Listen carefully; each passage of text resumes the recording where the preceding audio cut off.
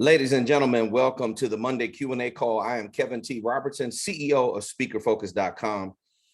We come to you live and direct each and every Monday for the Monday Q&A call to answer any and all questions pertaining to growing your speaker business and your speaker brand. Well, let's hop right to it. You know what the drill is. Make sure that you use the raise hand feature if you have any questions, and we will get right to it. Before I take the first question, I see the first hand went up already. I want to talk to you today about productivity. Monday is an extremely difficult day for me. It's the longest day of the week for me, without a doubt. By the time I get to the Q&A call, I definitely have a renewed spirit of focus after a taxing day of strategy calls and servicing clients and helping people solve problems during the day. Then we go into the Monday Q&A. So I can tell you that Monday is challenging for me for my own reasons. I'm pretty sure it's the same way for you. But I want you to think about productivity. Remember, productivity does not happen unless you attack your goals with force. So instead of getting attacked, you have to be in attack mode. You have to play offense. If you're in a defensive position all the time, you're going to get steamrolled. Your goals are going to own you instead of you owning them. So it feels good on a day like today when I had a lot going on like always. But we added some new pieces to the team at SpeakerFocus.com. It made me feel more confident in attacking my goals and making sure that things are definitely getting done at a high degree. So with that being said, make sure that when you are approaching the difficult times, stay active. Activity is the only thing that is going to allow you to be productivity. And with inside the parameters of being productive, you're going to be efficient, organized. You're going to maximize your focus and do the best job you can at being able to get the most out of your goals. Results, results, results is what this is all about. And it doesn't matter if you've taken a break and come back. It doesn't matter if you've been on vacation. It doesn't matter if you've run across some difficult things in your life. I am telling you that the only way that you are going to make the speaking dream a reality, this is not about who gets there first. It's about getting there in one piece. Is your speaker business being productive? These are simple questions that I ask people every single day. And to be honest with you, some people don't have the answers. The people that make the cut into this program are the people that do have the answers. You have enough answers to say, I want to commit to my dream. Not just talk about it. I'm talking about put forth the action. Real effort is what this is about. People get upset with me when I tell them that they're going to have to work for it. What do you think? I wake up, fall out of bed looking like this? This takes effort. Anybody that's in their 50s understand that if you want to remain looking good, it takes some effort to look this fresh and crisp when you get on camera. You have to get up for this stuff. You have to be about the work. This is why you want to choose a topic. You want to choose a business. You want to choose something. Anita Yarbrough, I see your hand up. I'll be right with you in a second. You want to choose something that is going to withstand the test of time. It is going to, you want to choose a business. This is why I chose this as a profession. Because when the shit gets hard, you're not going to want to give up. If you're not passionate about it and it's not fulfilling work that you're doing, I guarantee you are going to give it up. This was one of the stories I had to share. I just had another international magazine cover. I just got offered a feature, and they asked me about resiliency. Well, I was a professional musician by the time I was 16. I apologize. By the time I was 16, I was in the top 40 band. We were playing all kinds of R&B songs, and I was crushing it. But I also went to the state championship the first year that I ran cross country. I didn't really like track, but I love cross country. But I didn't want to pay the price of getting injured and have to keep coming back. Shin splints, hip injury. If it wasn't a calf, it was an ankle, it was a foot. I fractured my metatarsal playing basketball. It was always something. But I had to get it in my mind that I did not want to go to the Olympics, and I wasn't willing to pay that price for my body to be an athlete. It just was an individual call.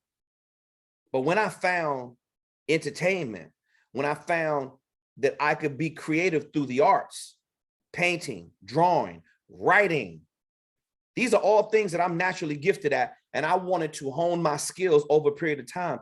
I realized that I would stay up to 2 o'clock in the morning and work on a special art project because I was passionate about it. I realized I would stay up as long as it took. I would write, and I would keep writing. My paper was the example that the teacher will hold up and say, this is the way the story is supposed to go. This is how it's supposed to be written. Look at Kevin's paper. Look at this. Look at that. So I realized that I was passionate about that. So I don't care how hard it got, I never was going to give up.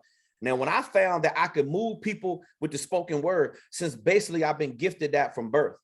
I was always loquacious. I was always I used to get notes sent home when I was in elementary school that Kevin is a great student, but he's trying to talk to everybody. I needed to be connected with people, and I needed to be interactive. And I was willing to put it on the line for all of my talents and all of my gifts. Now, what I'm saying to you, what I'm asking you is, how much are you willing to put on the line to live a life of fulfillment? Fuck happiness. I'm not interested in your happiness. Happiness is fleeting. Happiness is smoking some drugs, taking a drink, having some sex, eating some food.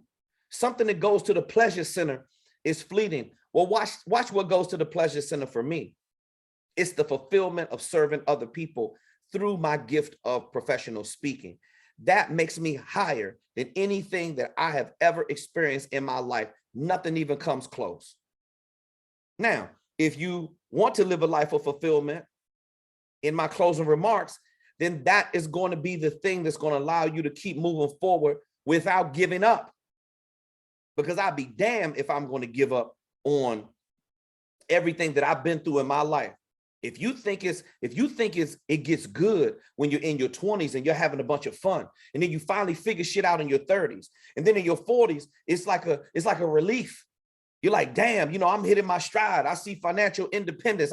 When you get in your 50s, you just don't give a damn. I am free now like I've never been free before in my life. And the reason why is because I do work that is fulfilling. You want to work on $100 million business model? Fine. You're doing $15 million a year, you're still $85 million short. So I get up every single day and I do the work that's fulfilling. I take the punch in the face, I sacrifice, I deal with the pain. I deal with it all because I want to do work that's fulfilling. Now, if you want your speaker business to grow, you are going to pay the price, just like every other high fee speaker does. Just like every other speaker that does is out into the marketplace and they are earning revenue. You are going to pay the price. I don't give a damn how many excuses that you use. I don't care how many distractions that you have, how many little fake ass happy hours that you're going to, trying to hang out with your friends, thinking you still need to be in these circles. By the way, they can't save you. They can't help you. Get your friends to help you write some signature programs. And watch how much disrespect and applause that you hear. Get your friends to help you build your speaker business. Put the work in. Nobody's going to save your ass. You've got to be the one to put the work in. I'm tired of talking. If you aren't being productive, it means you aren't taking action. If you aren't getting results, it means you're not doing shit. If you're not moving the meter, it means that you're staying stagnant. Some of you don't want to be held accountable. That's your problem. Anita Yarborough, how can I help you? Hi, Mr. KTR. Just an FYI, I'm not giving up. Oh, I know you aren't.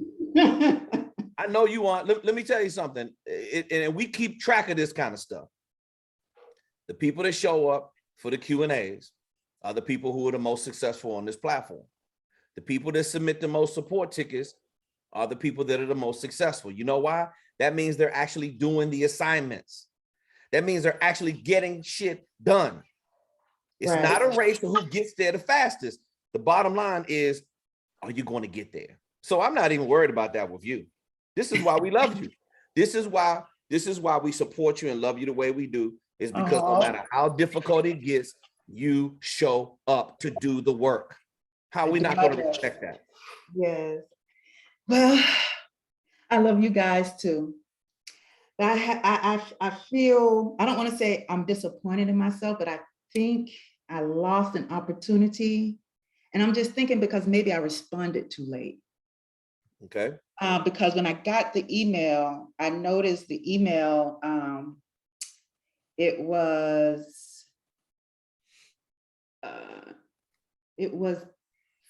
Friday.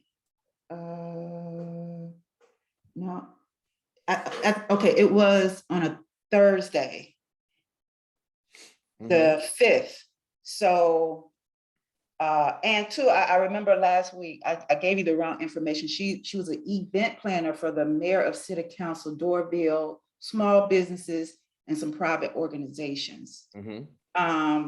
So when I spoke with you on Monday, the 9th, I know you said to wait until Auston posted and go back and review the video. So I had stopped writing, and then I waited, and then I just said, well, you know what? I was trying to wait for a video to come up on Tuesday because I'm thinking I didn't want to keep her waiting. So I just kind of responded to her the best I could. I went back and watched some other videos and just try to figure it out myself. So I just basically said to her, thank you for the comment pertaining to my video. I would like to take this venture a bit farther and find out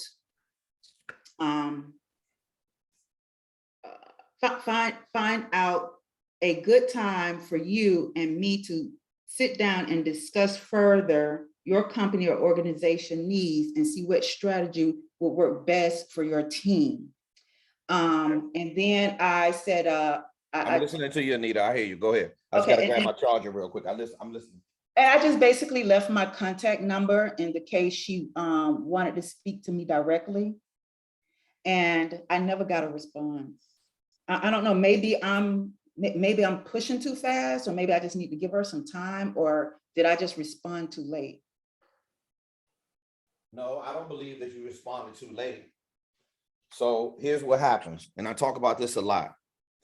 It's difficult to have patience when you only got one lead. And when you only have one lead and you're working out of desperation mode, you want that lead to work so bad that yeah, you want that lead to work so bad because you want it to turn into revenue. But sometimes it doesn't always happen. Remember, listen, doing sales is just like love. Love is just a numbers game. It's a numbers game. And you got to keep trying until you find the right one. You got to find the right fit. And the client always, a lot of times it's not the right fit. Maurice, I see your hand up from Australia. You know what? You're so right. I got to think of it like I'm still in the insurance field, because on our leads, we don't get, we don't score with all our leads, so I get it. That's not the way it's supposed to work. What I want you to understand is this, is the lack of patience that's in the system on the internet and when people are building a business is just staggering to me. Everybody wants it right now. Everybody wants to push for a sale. A lot of times you can work as hard as you can, even when you've reached a level of mastery like I have of managing the sales cycle. You could try to push there. Listen, I've been dealing with people for so long. I know when they're ready to buy and when they're not. I know when they've ghosted me, when they've lied to me, when they're not serious. I could tell by the way they respond to text messages. I could tell by the way they respond to emails. I could tell on the phone who's going to show up on a follow-up call and who has a great degree. They maybe are not going to show up. I have all of these characteristics in my notes. I have mentally as well. And so you may have to go through, literally, and I'm not even exaggerating here. I go through thousands of prospects every month, thousands of prospects for hundreds of prospects to get on my calendar, because not everybody can make it on the calendar. And then you have to sift through all of those. And then I have to constantly replace the hundreds that get on my calendar. I have to replace those with stronger leads. Now, I'm fortunate because we have a strong sales funnel. We have a strong marketing system. Me and Austin can just about market anything. We can sell anything we want to sell because it's the back end system that really drives it. I could sell rubber dog shit, to be honest with you. Mm-hmm. I mean, there's a market for it, and then somebody would want to be able to buy it. But in sales, it's always a numbers game. And what we have here is that you're going through the exploratory stage of your brand, connecting with a meeting planner, having these conversations. Is look at it like the learning experience. See, a lot of people, when they get punched in the face and they deal with failure, they quit. And quitting becomes a habit. Now, watch this. You feel embarrassed. You feel inadequate. You feel like the meeting planner has disrespected you. You feel like they're blowing you off. You get ghosted. There's a lot of emotions that go along with sales. Yeah. I was confused. I was like, oh, did I wait too long? Did she ghost me? Did she not really mean what she say? Or no, well, I had all kinds of thoughts going through my head. Well, here's the deal. Maybe you don't have enough data to make that determination yet. You don't have enough clients. I got thousands and thousands of case studies that I can say, okay, this is what I did wrong. This is what I did right. On my end, there's very few things when you reach a level of master in the sales funnel, there's very few things that I'm doing wrong at this stage in the game. What it boils down to is that people are full of shit and they aren't serious. And I weed out the imposters just like I did with each and every one of you. I walk everybody through a qualification process. That's what you're going through right now. So Anita, look at it this way. You don't have enough data to make that assessment right now. Can you compare that interaction or that outreach? Can you compare that to 2, 3, 4, 100 prospects in the speaking arena? No. Okay, so watch this. But you do understand how to manage a sales cycle because you're in the insurance industry. So a lot of similar qualities. You know what it looks like when somebody's ready to sign a policy, right? Right. You know what it feels like? Yeah. You understand the characteristics? It's the same thing when you're managing the sales cycle with your target buyer. You listen, I don't take any shit off any prospect, period. I don't give a damn who you are. I'm the one with the knowledge. I'm the one with the leverage. I don't have to take shit off of anybody. See, it's a mindset. A lot of you don't have a mindset. You're not confident enough in your pitch. You're not confident enough in your delivery. When you know you're the best and you know you're the best in your market, or at least the best in what you do, the way you deliver it, this may seem arrogant to a person who doesn't have this kind of confidence. But when you reach that level of we're teaching you how to master a sales cycle, and you're starting at the bottom of the hill. Don't be so hard on yourself. So if it doesn't work with that lady, it doesn't work. Guess what? We're going to go find another and another and another. It's a game. I love playing the game. Activity equals productivity. Anita, say it with me. Activity equals productivity. Equals what? Productivity. So if you're not active, that means you're not being productive. If you're not productive, it means you're not efficient, you're not organized, you're not getting results. Excuse me. Attack your goals with force. Right now, you're getting attacked. This is what happens. You start getting enough leads into your marketing pipeline. It starts changing the game. But this is what happens when you're in the starting blocks. You get beat up.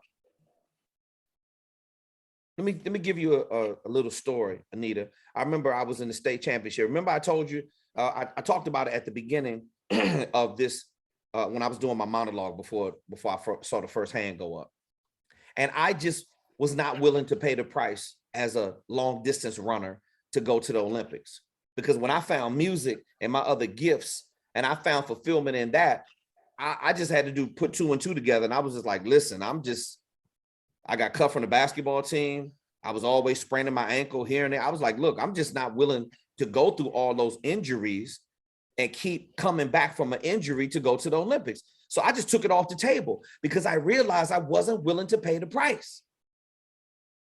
But now, in order to make my magic number, my sales goal, we have a sales goal every single month. All of you should have a sales goal, whether or not you are earning revenue or not. So now I am willing, literally, I'm willing to talk to 1,000 people in order to get the number that I need every single month that is going to convert into more revenue, allow me to break a sales goal, allow me and my team to eat. And me and my team are going to eat. I wake up every single day. I'm not playing with this. We're teaching you a system and you're just learning the system. Don't be so hard on yourself in the beginning, because failure, it's a learning lesson in every single thing. So don't say, well, did I say the wrong thing? You don't know whether or not you said the wrong thing. You know why? Because you don't have enough references to cross-check what you said. Now, when you get 25, 50 people, and then you can start, you are so right. You can start looking at it like, okay, now I know where I made the mistake. Trust me, you're going to make the mistake until you get to a level of mastery. I'm at a level of mastery of this sales funnel of speakerfocus.com. I mean, literally, Anita, when I tell you that I know the prospect better than they know themselves, that's the meeting planner, and that is the person who doesn't understand the speaking industry. Those are my two target buyers that I serve at a high level every single day. Now, on the speaking side, you either want to do this shit or you don't. You're either serious or you're not. There's no gray area. There's no riding in between. Meeting planner. How do you know they're serious to hire you to speak? They have a date to offer you on the calendar. They have a budget to discuss with you to negotiate.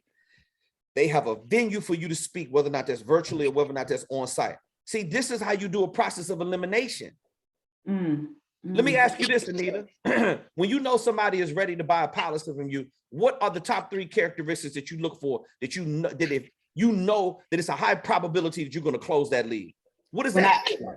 It feels great. All I have to do is ask them for certain information. If they don't rebuttal it, I know I'm about to get a sale that day.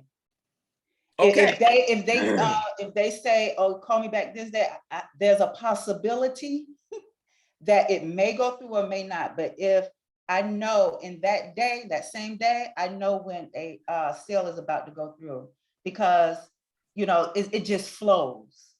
Listen, when people see, okay, so I'm gonna help you out. So watch this, and this is great because this is just expounding on the original question that you asked me, but this has everything to do with managing a sales cycle. A lot of you are afraid to manage the sales cycle.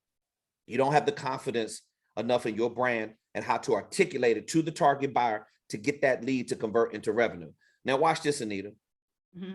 When they say, yeah, Anita, call me back in a couple weeks, they're not interested. They're just lying to you. All you're doing is deferring the no. And the goal is, and listen to me carefully, get to the yes or no as quickly as possible. Now, sometimes you gotta be upfront. See, I let everybody know upfront. I control the pace of this sales cycle. I'm the one with the knowledge. If you piss me off, if you don't answer these questions, if you want to act like an asshole, we could end the fucking call right now. How about that? And good luck with somebody else teaching you at the level that I'm going to teach you, because in this industry, you can't get another CEO on a call that's going to have the balls of guts enough to tell it to you like it is. Now, why do I operate like that? Because my sales funnel literally will replace your ass when you act crazy.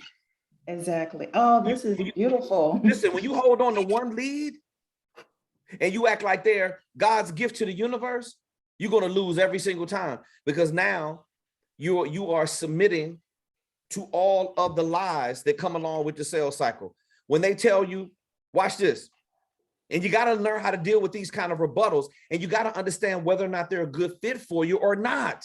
And where they're not a good fit, you got to get their asses out of your sales funnel. Delete the name out. Why would you want to market to a person who does not want what you have to offer?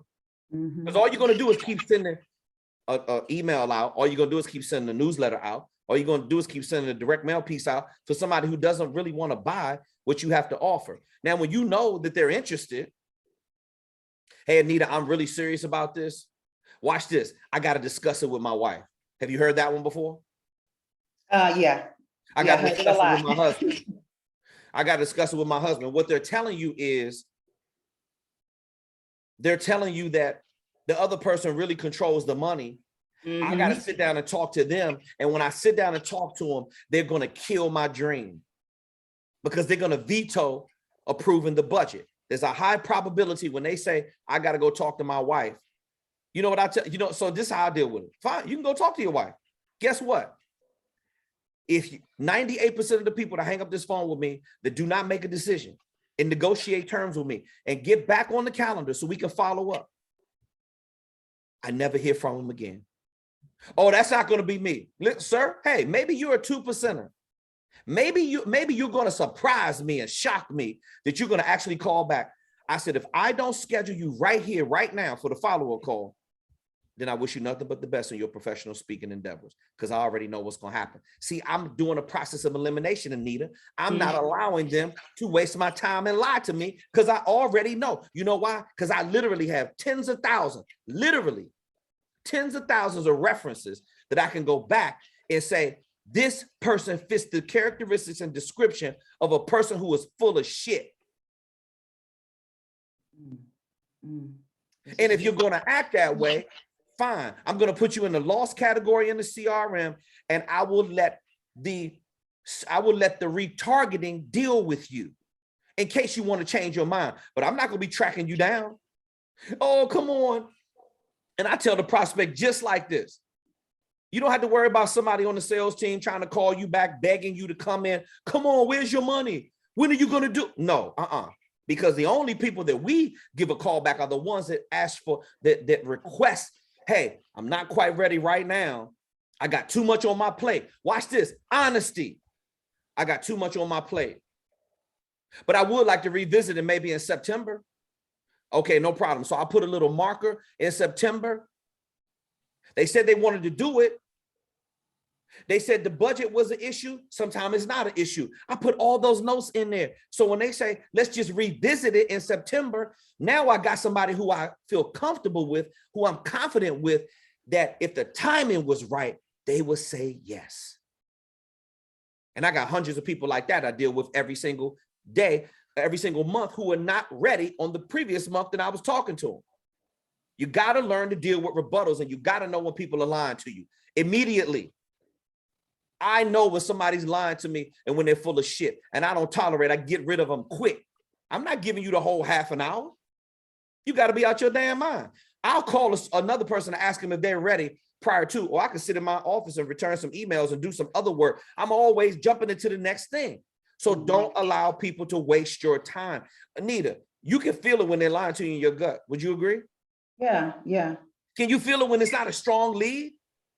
Yeah, I can feel it. You know what happens? We hold on to the strong, we hold on to the weak lead, trying to wish, please, God, please let them convert. A weak lead is never going to convert because they don't want what you have to offer. I don't care how great it is. I don't care how great your product is. I don't care how strong it is. You know, You something need to like TR, this is what I needed. It's so interesting because I know when I first started with this other company, I had to create my own script.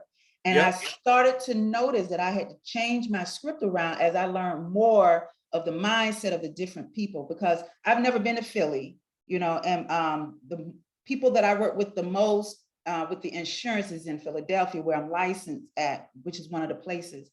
And I'm like, now I'm at the point, and it's been 3 weeks. And I realized I go into my leads and I'm deleting, because I was like, you know, there's no use in calling this person back. So you're right.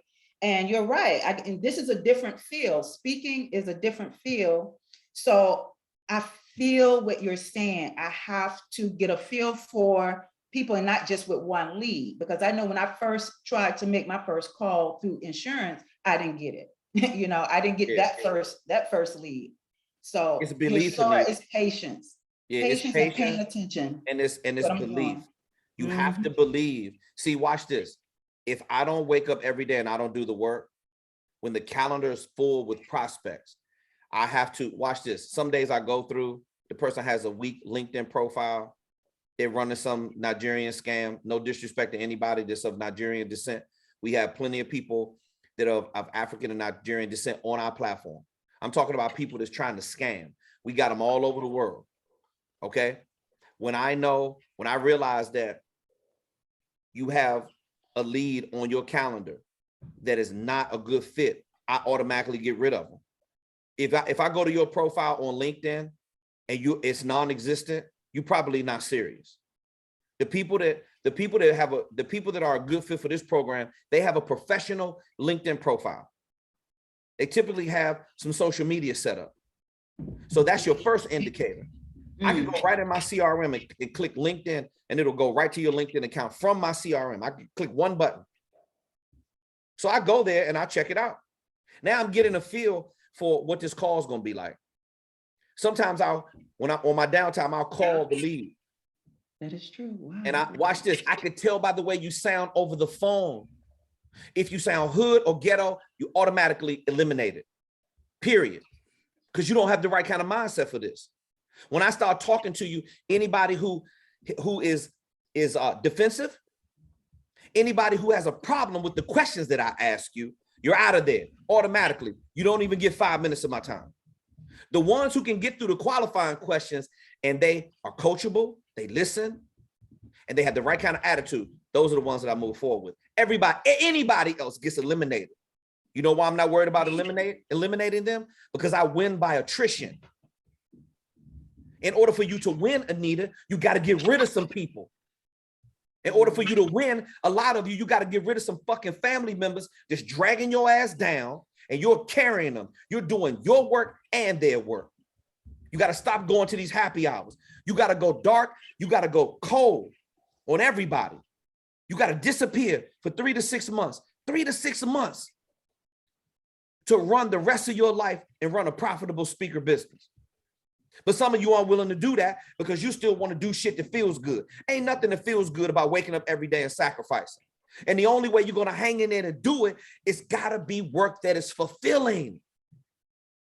I go through this shit every single day. Anita, managing a sales cycle is emotional. You think I don't have breakdowns every once in a while?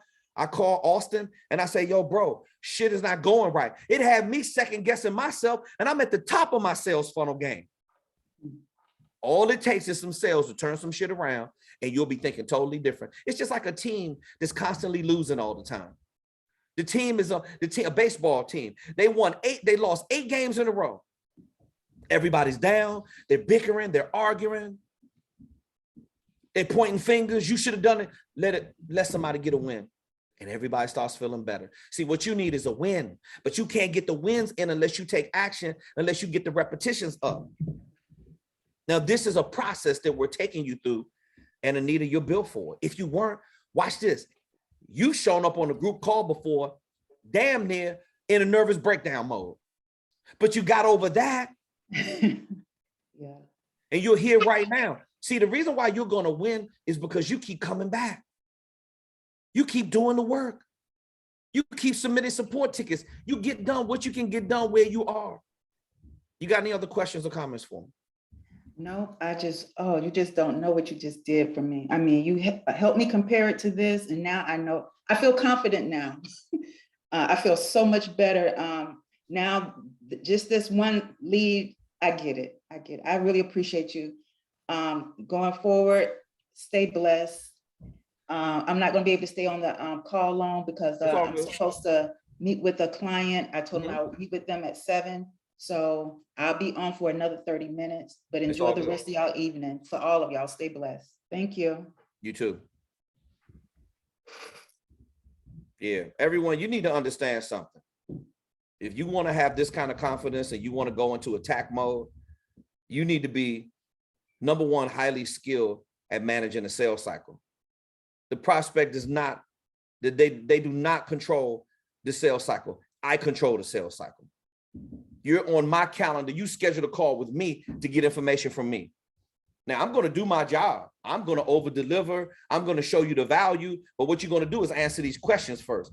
I need to see if you're a good fit for what we have to offer. Like you're trying to see whether or not we're a good fit for what you're looking for. And when you're dealing with meeting planners, what do you think? All of a sudden, the meeting planner is exempt from lying? Hey, you better smarten up.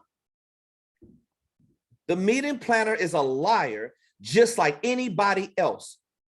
They're not going to show you their whole hand. You've got to be better at negotiating than they are. That's why I win. I'm a better negotiator. I know when to lower the barrier to entry. I know when to cut a deal with somebody. I can feel when the client's getting ready to get lost. I know exactly what to text them, what to email them, whether or not that's an auto email getting sent out, or whether or not I customize something. I know exactly the words. You know why? Because I've been through literally hundreds of thousands, millions of bits of data and words and verbiage and tweaking and testing and changing. Who are you to start backing out right now when you got 1 or 2 leads? Or you just started the process of reaching out to prospects. You're going to get punched in your fucking face, and you need to deal with it. You need to learn to say, oh, I got my lip cut today. What, you never tasted your own blood before?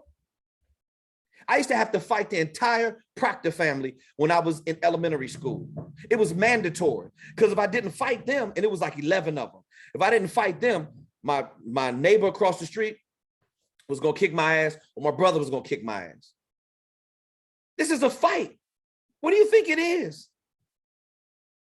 You never got your ass kicked before? If you haven't, then guess what? Welcome to the Terror Dome, because your time is coming.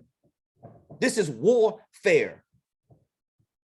And if you're going to let the prospect push you around, that means you don't have a strong speaking deliverable. That means your business is not set up the right way. Don't listen to all this fluffy shit that these other platforms, these other speaker coaches are telling you. I'm telling you, you listen to me, because it's warfare, and we're getting you ready to negotiate with the meeting planner. I talk to meeting planners every single day. Some of these people are highly skilled. They know exactly how to negotiate with you, because they've done it before. They've worked with hundreds, if not thousands, of speakers. And you think you're going to bring your rookie ass in there with some weak ass negotiating skills, and you think you're going to get your $5,000 to $10,000 from a meeting planner who's trying to shave the budget every which way they can? That's the reason why we want your messaging and your sales tools. That's the reason why we want it to look outstanding.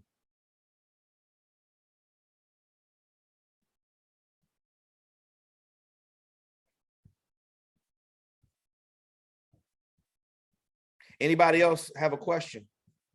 If not, we're going to shut down the Q&A call. Don't play with me. I know you got, okay, Maurice from Australia. Maurice, talk to me, brother. How you feeling today? Yeah, not too bad. I should say good morning to you, Maurice. It's evening for us, but it's morning for you. Yeah, I'm still working through that template. The signature program template for your first assignment. Yes, sir. Yeah. You know, I've got one of the programs sorted. I'm working on a second signature program. Good. Is it okay to submit just the two programs and the first part? Absolutely is, Maurice. And the reason why is because a lot of students, they submit sometimes 1 or 2 of the signature programs because they just want to know that they're going down the right road. And we'll give you feedback on anything you send. You do not have to submit 4. That is not uncommon. You can submit the 2. And I will give you some feedback on what the 2 feel like, and then I'll give you some really detailed feedback, and then you can just make some adjustments and you can send it back over. About 2 or 3 times on average, Maurice, for our students before we approve their signature programs, and then you can move on to the next stage of the program. Yep. Did you have another question? No, that's basically it. You know, I'll sort out the second program today, and then I'll write it all up and send it to you. Okay, Maurice, can I ask you a question before you go? Yep. You know, we have a lot of people that are 50 plus on our platform, and probably 40% of our platform is 50 years and over. So what was the real reason why you wanted to join speakerfocus.com? Like, what did you feel like you were struggling with that we offered you to make you say that, you know what, I believe it. I believe that can get me over the hump to help me understand what I don't know about speaking. What was it? I think your general demeanor, I think, more than anything. As I said, in the process of, working with friends to set up, my non-profit. I've got to go through the process of setting that up and, professionalizing my LinkedIn profile. Correct. And contacting, at least, 50 of my 1,500 friends on Facebook, and presenting them with the at least the 2 signature programs, and seeing how they can assist in me getting professional speaking gigs. So I'm in the early stages and setting things up, and Gotcha. it's just a matter of working at it and staying focused. Yes, sir. And Maurice, I know that you struggle a lot with the technology, and that's why we're here, to be able to help you work through it. We have more patience typically than our students, which we need at times to work through it. And we're here for you, just like with the onboarding call and things of that nature. So we really appreciate you showing up on the Q&A. I know it's a large time difference there. So anytime our international students show up, we're really grateful and thankful for your presence on the platform. People like you make us stronger. And I look forward to seeing your submission for your signature program. Send it over to us whenever you can, and we'll get you to the next stage in the program. Thanks, Matt. You're very welcome. Thank you. Yeah, I've got another meeting in 10 minutes, so I just wanted to log on and catch up and tell you where I was at. No problem. I appreciate that.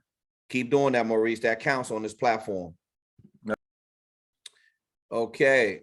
Let me see. We got Alex Bryan. Alex, talk to me, brother. What's going on?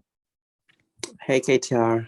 My only thing is that I'm sending you that sponsorship deck that we discussed previously. I'll be sending it to you today. Appreciate it. Yep. I know you're busy, man. Trust me. I really appreciate you always checking in. Did you have something else you wanted to share, or a question or comment? I know I was a little fired up earlier. I saw you drop a comment in there. Oh, no. Yeah, I was just helping out. You said something happened with your speaking engagement or something. What was that? No, I was just talking about the stuff that Anita brought up about, I brought it up on the previous call too, about, finding the right, what's it called?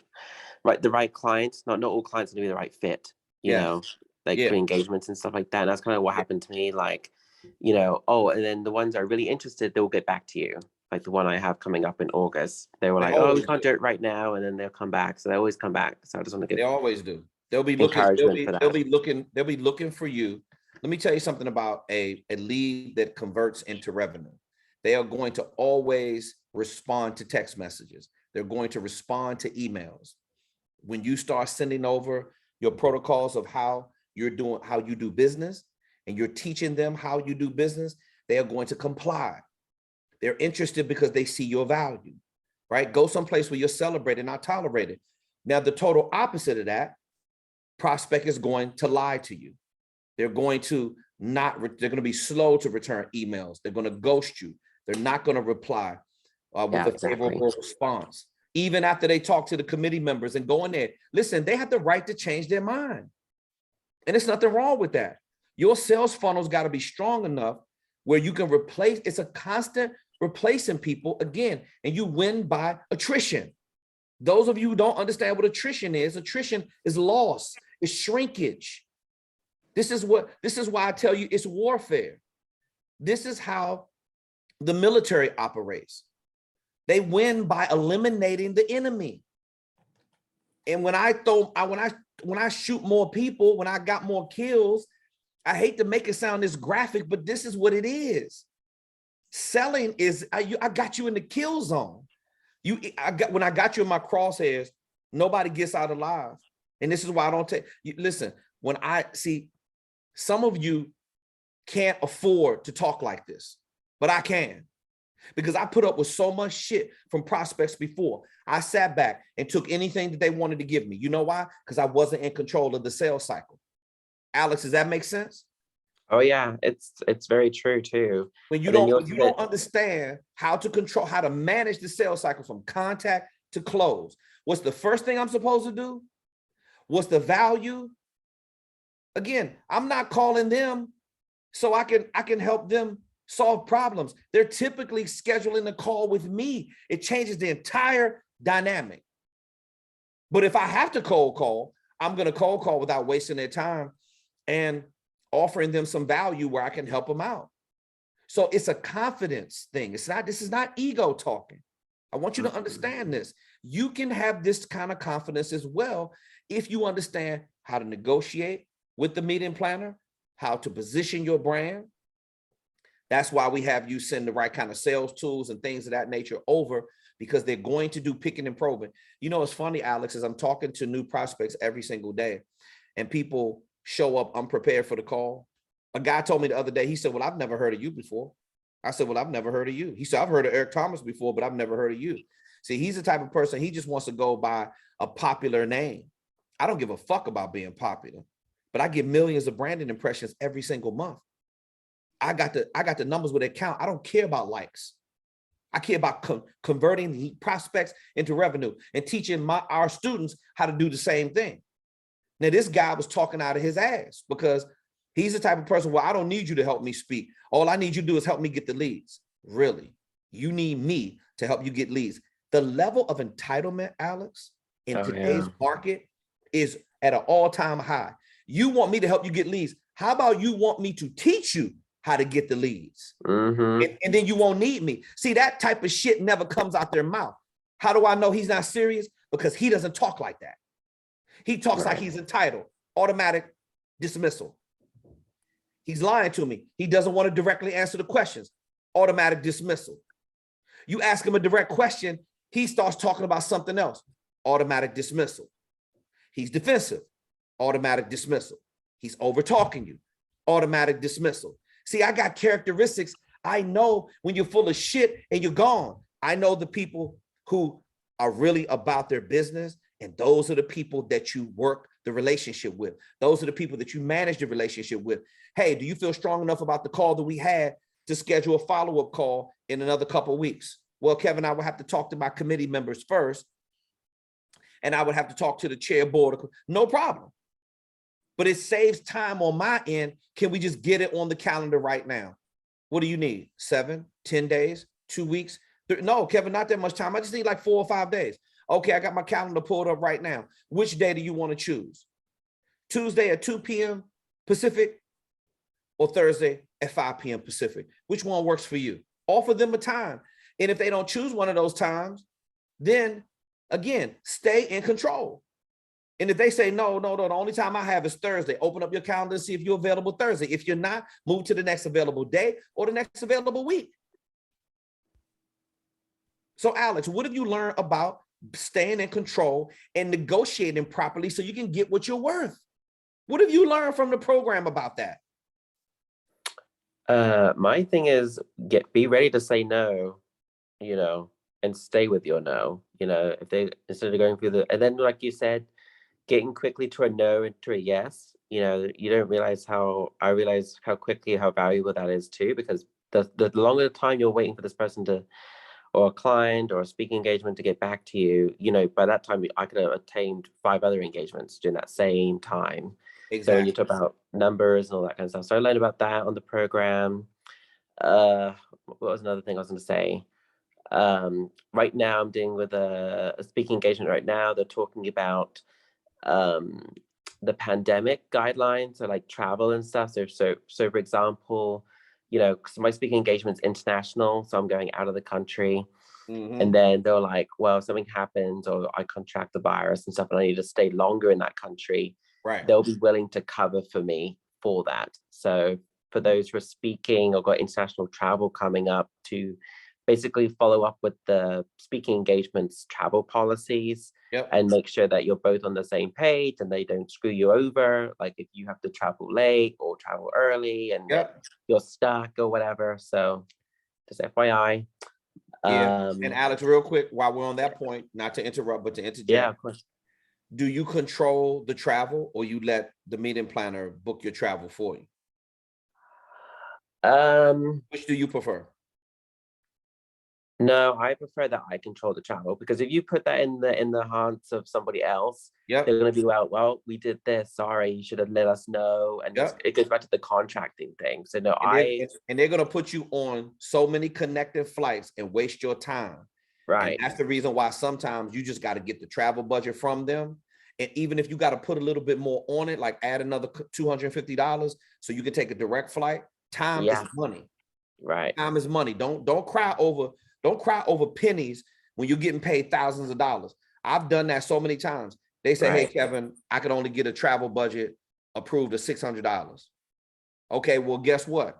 I got to fly from Bali, okay, into another country before I can get to you. So I need to be able to control that. So I gotta book ahead. Sometimes I gotta do a one-way ticket. I gotta do another one-way ticket. I gotta be in control of the more you control of your speaker business, and the more you know how to control, the better off you're going to be. Other than that, you're going to get jerked around. Listen, DTA, don't trust anybody. You better get the details worked out, or they're going to take you for a long ride. You're going to stay in a bum ass hotel. Your flight is going to be all messed up. Your meal per diem is going to be messed up. They're going to try to come pick you up in a little 4-cylinder car. No disrespect, but I travel in style. Now, if you want to travel in style, stick to the things that's in the rider, that's in your speaker engagement agreement. If you don't ask, you don't get. Another question, Alex, that I have for you. Take me from when you didn't feel as comfortable asking for these kind of things versus where you are right now. Because, bro, you've made such a quantum leap. Talk to me about that. Yeah, that's a good point too. I think for me, like the biggest thing for me was getting the wordsmithing down right, getting to the point, not sharing more than I need to, making sure I have all my materials together. So everything from my speaker one sheet that I created, to getting the videos and stuff done, getting the website done, getting the sale funnel done, making sure everything was done ready, because if not, then it would have been like a play catch-up game. It's gonna be like, so this link didn't work. This, why is there a typo here? And then it also, that kind of disregards your reputation, and like, so, meeting plans won't take you seriously, because you didn't go through it, you didn't take the time to go through it, like putting in the work. It's so, that lessened the confidence. So getting my stuff together, so, okay, phase one, okay, get the prospect, here's my little message I send out. If I get a yes, great, it goes to this way, kind of like a tree. Like, yes, okay, where do I go? What's the next stage? If I get a no, do I loop it back around? I go looping back into my sale funnel, or do I take them off my list, all that kind of stuff like that. So correct. Yeah. It's the day-to-day management. It's actually interesting when you get a gig, there's so much work to do prior to getting ready for that gig. Even the one that you booked in Australia that doesn't happen until next year, there's still some preliminary stuff you got to get into place to get that date on the calendar. And this is what I always recommend to our students. Don't ever hold a date. You're not holding a pair of shoes like you're at the fashion store. Don't hold a date unless they have a deposit to take the date off the calendar. Remember, your time is valuable. From the time that you do a needs assessment with that client, from the time that you're in the air on your flight, the time that you have to travel to the airport, to and from your hotel, ground transportation, all of it. This is the reason why speakers are so well compensated. If people want to know why we have to justify the fee of $5 and $10 and $15, in my case, $50,000+ for 1 hour, there's a reason why. Because if I got to be away from the comfort of my home, it's real comfortable. You think I'm going to stay in a hotel that's not keeping me in the type of luxury that I'm used to? And that's the reason why you ask for business class accommodations. That's why you stay at the Four Seasons. That's why when you can, you stay at the Waldorf Astoria. That's why you stay at the Ritz. That's why you stay at all the premium hotels. That's why you get a suite if you can. See, some of you need to start thinking bigger, because if they want you bad enough, they'll pay for it all. Believe me, they got the budget. You just got to find the right kind of clients. This business will give you everything it is that you want, but you have to do the work.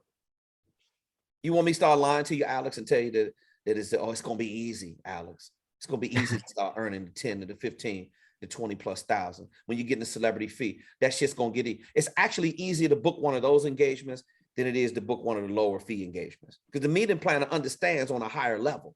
Oh yeah, for sure, because they've done it so many times. They've done it. Know what they're expecting. They already know when they're dealing with Alex Bryant. They already know the pedigree. They already know the experience, the background. Alex doesn't have to talk them into it. Alex has worked hard in his young life to develop the credentials, like I'm teaching all of you, that when the meeting planner looks at your credentials, that it answers every question about you and your professional speaking deliverables. It shows them the value. Remember, you show them the value, they will show you the money, and it gives them every single reason why they need to hire you. Now, if you don't feel like you need to hire me after I showed you my website, my speaker video demo, and my speaker info kit, then you know what? God bless you. I wish you nothing but the best. Because I got 20 more meeting planners over here who would love to do business with my brand. And that's how you have to look at it. And if you're not looking at it that way, you're in broke, begging, desperation mode. You're working out of scarcity. Scarcity is going to attract you more low fee engagements. That's why you don't want to just restrict yourself as a motivational or inspirational speaker. That's 80% of the YouTubers. They're all just trying to out-motivate each other. I'm telling you, a quality meeting planner has had it up to their eyeballs with motivational inspiration. I talk to them every single day. They got bigger challenges. Alex, are you noticing a shift in the marketplace with your meeting planner friends, with just like you keeping your ear to the ground? Have you noticed how they were before the pandemic and how they were? Like, we're almost through it. We're feeling more comfortable, obviously, live events. But what is give me some insights on how you feel about the meeting planner industry prior to versus where they are right now? I think right now, like, especially I actually talked to one of my dear friends who's a meeting planner, Cindy, the other day, and she is beyond the BS, like the whole motivational stuff. They really want the, you know, when you talk about the bullet points, like your key takeaways and stuff like that, and social proof too. Don't just say like, oh, okay, great, whatever, because they can also tell through the testimonials too. So some people actually reach out through your testimonials to verify what they said is true, because they've gone through that BS too, where they came and recommended, and then I actually had someone list me down as a recommendation for another event, and I had to qualify that person to be like, yes, this person I recommend for your event because of XYZ of that personality of that person. So I've noticed that as a shift, like getting that reputation. So getting those testimonials after the event and making sure it's truthful and accurate and dated if possible too, because they're actually like, oh, Alex, you went to this event back in 2005 with so and so and so and so. What do you think of it? Is this person still that same person today? Are you still in contact with that person? That kind of stuff too. So absolutely. They're gonna vet you, and that's the reason why. Now I'm not gonna lie. When you reach a level where your sales tools are so strong, that kind of vetting stuff goes out the window, because they know it's they like know that like when honestly, like they don't do that with celebrities. They don't have to. And this is why I always tell people to build a brand. They're less when they know that the brand is so strong, and you see it over and over and over again, not just randomly, not where you just can make up some shit. I love it when the meeting planner says, listen, KTR, we already know that you're a high fee speaker. We just need to deal with the shock so we can take the number back to the board so we can move forward. Because I'm not about to be submitting at this stage in my career. I'm not submitting proposals. I'm not jumping through hoops. You either want what I have to offer based upon my sales tools, my website, things of that nature, or you don't.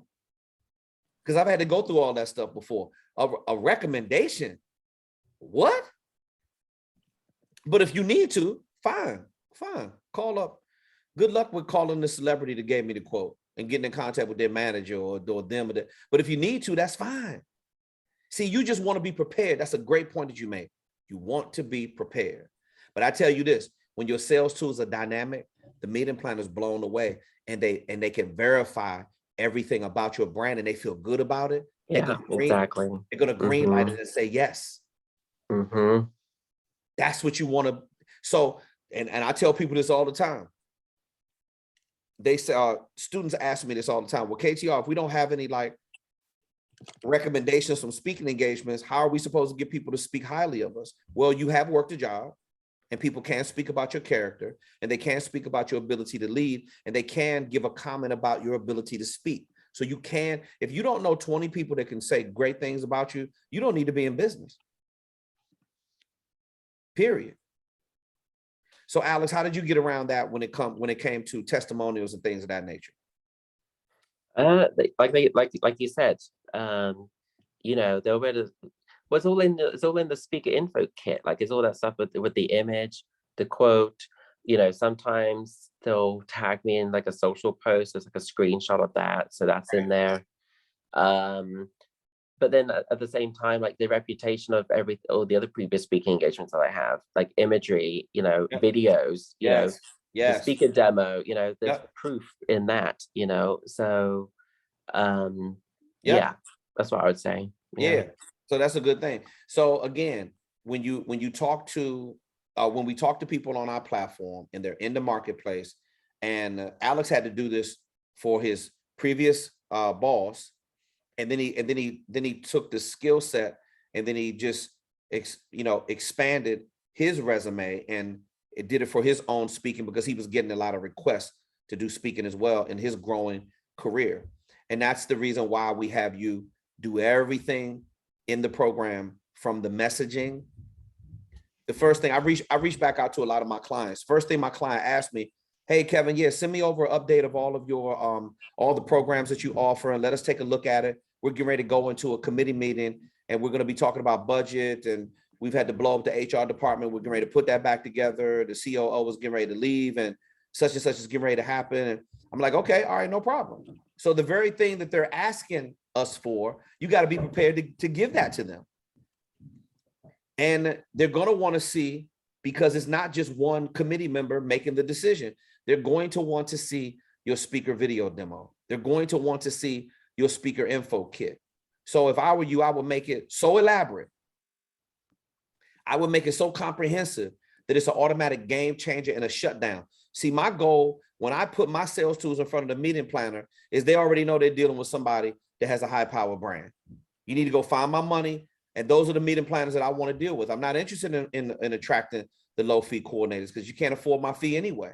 See, it's getting back to what we said before. Alex talked about walking away.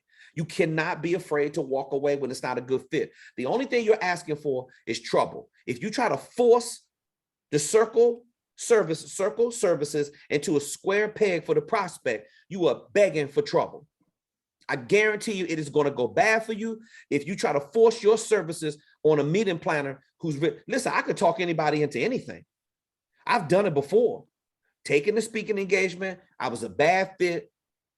I hit them with a little razzle dazzle. It was an inexperienced meeting planner. Oh, I've done it hundreds of times because I was so desperate to get the gig from $0 to $1,000. So you can pull that shit on a meeting planner who really doesn't have a lot of experience. So I talk my way into the gig, come to find out I didn't do the right kind of background. I didn't have the right kind of resume for that engagement. And I end up looking like a clown because all I wanted to do was just make them feel good instead of give them substance. Now, when they do the eval form, when they do the rating on the speaker, which they do after every conference and every time, you're going to get rated. And when you see it on the evaluation form, speaker was name dropping. Speaker didn't give a damn about us. All they cared about was telling stories and fluffing us up. Same stuff that Alex said. This is what the meeting planner's seeing all the time. It's so true. I've dealt with meeting planners and they paid the speaker $30,000. I'm not going to mention the celebrity's name. Paid him 30 grand. The meeting planner was pissed because all they did was tell a story and fluffed everybody up and made them feel good. And the people in the audience were pissed. But they thought bringing in a quote unquote celebrity was going to fix it. And that's not the kind of speaker that they needed for that event. That's so true. I went to an event too with another celebrity, and you could tell it didn't really lined up. They just tried to get the celebrity to see if the celebrity would bring attendees in seats, and it didn't. Come to find out they're a horrible speaker. Exactly. They didn't have any bullets. They didn't have any signature programs. And it's a different kind of celebrity speaker. Don't get me wrong. Sugar Ray Leonard from from Palmer Park, Maryland. He's from Prince George's County, where I grew up. Sugar Ray Leonard gets $60,000 or more to tell stories of how he beat up Tommy Hearns and how he was a world champion. He doesn't really need to be a good speaker, but the CEOs that hire him, man, they just want to get a picture with Ray. They just want to hear that story. He don't give a damn about how good of a speaker. Mike Tyson is not the best speaker in the world, but Mike Tyson is one of the most popular speakers in the world right now. You know why? Because he speaks with an unbridled truth that is very difficult to find. Magic Johnson is not the best speaker in the world, but he's one of the most astute entrepreneurs in the world. Shaquille O'Neal is not the best speaker in the world, but Shaq is so damn successful. I'm talking about beyond basketball. See, these are the things that the meeting planner is looking for. It's a match. And you got to make sure that you don't force your services into something that doesn't fit. When it's a match, it works. And that's why they're going to treat you like they're treating Alex. Meal per diem, ground transportation for 2. I mean, Alex, let's be real. Did you know how to request all of that stuff prior to me? You hearing it from me? Nope. And come on, bro. And you used to work with Oprah. And that's saying a lot. You've done a lot of big things in your career. I'm giving you the insights because I understand how these meeting planners operate, bro. They will literally, watch this. Y'all need to understand this. These meeting planners will literally out hustle you. They will outsmart you. They will out negotiate you. If you don't have your shit together, you're going to lose. And it's not like it's one of these kind of losses where they're going to like make fun of you, but they have a line item. You are a line item to the meeting planner. And if they can shave off another $2,000 and put it somewhere else, then they have other things that they need to take care of. These people have a budget, but when you're worth it, they're going to be like, oh, hell no, we're not shit. You know, KT already told us, you can try that shaving the budget off stuff with us if you want. I got three other offerings on that same date. And I'll just take another offering because the other people are willing to pay me what I'm worth. I don't need to reduce my fee by $10,000. Nope. I learned this by being a road manager for the late, great Biz Markie. And I literally saw Monty was one of my close friends, and Monty used to manage Biz. And Biz used to get all of these calls because he was one of the top party DJs in the world. So I literally would see Monty get a call from Bermuda, Florida, California, New York, New Jersey during spring break. And all these offers will pour in. Well, Monty would take the one where the Seagram's Gin would pay an additional $5,000 to hang the Seagram's banner on Biz's DJ stand. That was extra money, sponsorship deal. And then on top of that, they would pay another $10,000 for him to DJ. So if another promoter was wanting to pay, well, we're on a budget, we need to get Biz for $8,000. Okay, 8,000. Another was offering 5. Another was offering 7,500, but we want 10. We got 3 people that want to pay 10. So let me watch this. I literally saw Biz do this. He would take the best city. He would literally break down who the promoter was, what was going to give him the most exposure, and he would just tell the other 2 promoters to go jump off a cliff. And he would take the one who he felt was the best fit to grow his brand on top of getting the extra money to hang the banner. Am I making sense to you what I'm saying? Oh yeah, for sure. This is a business.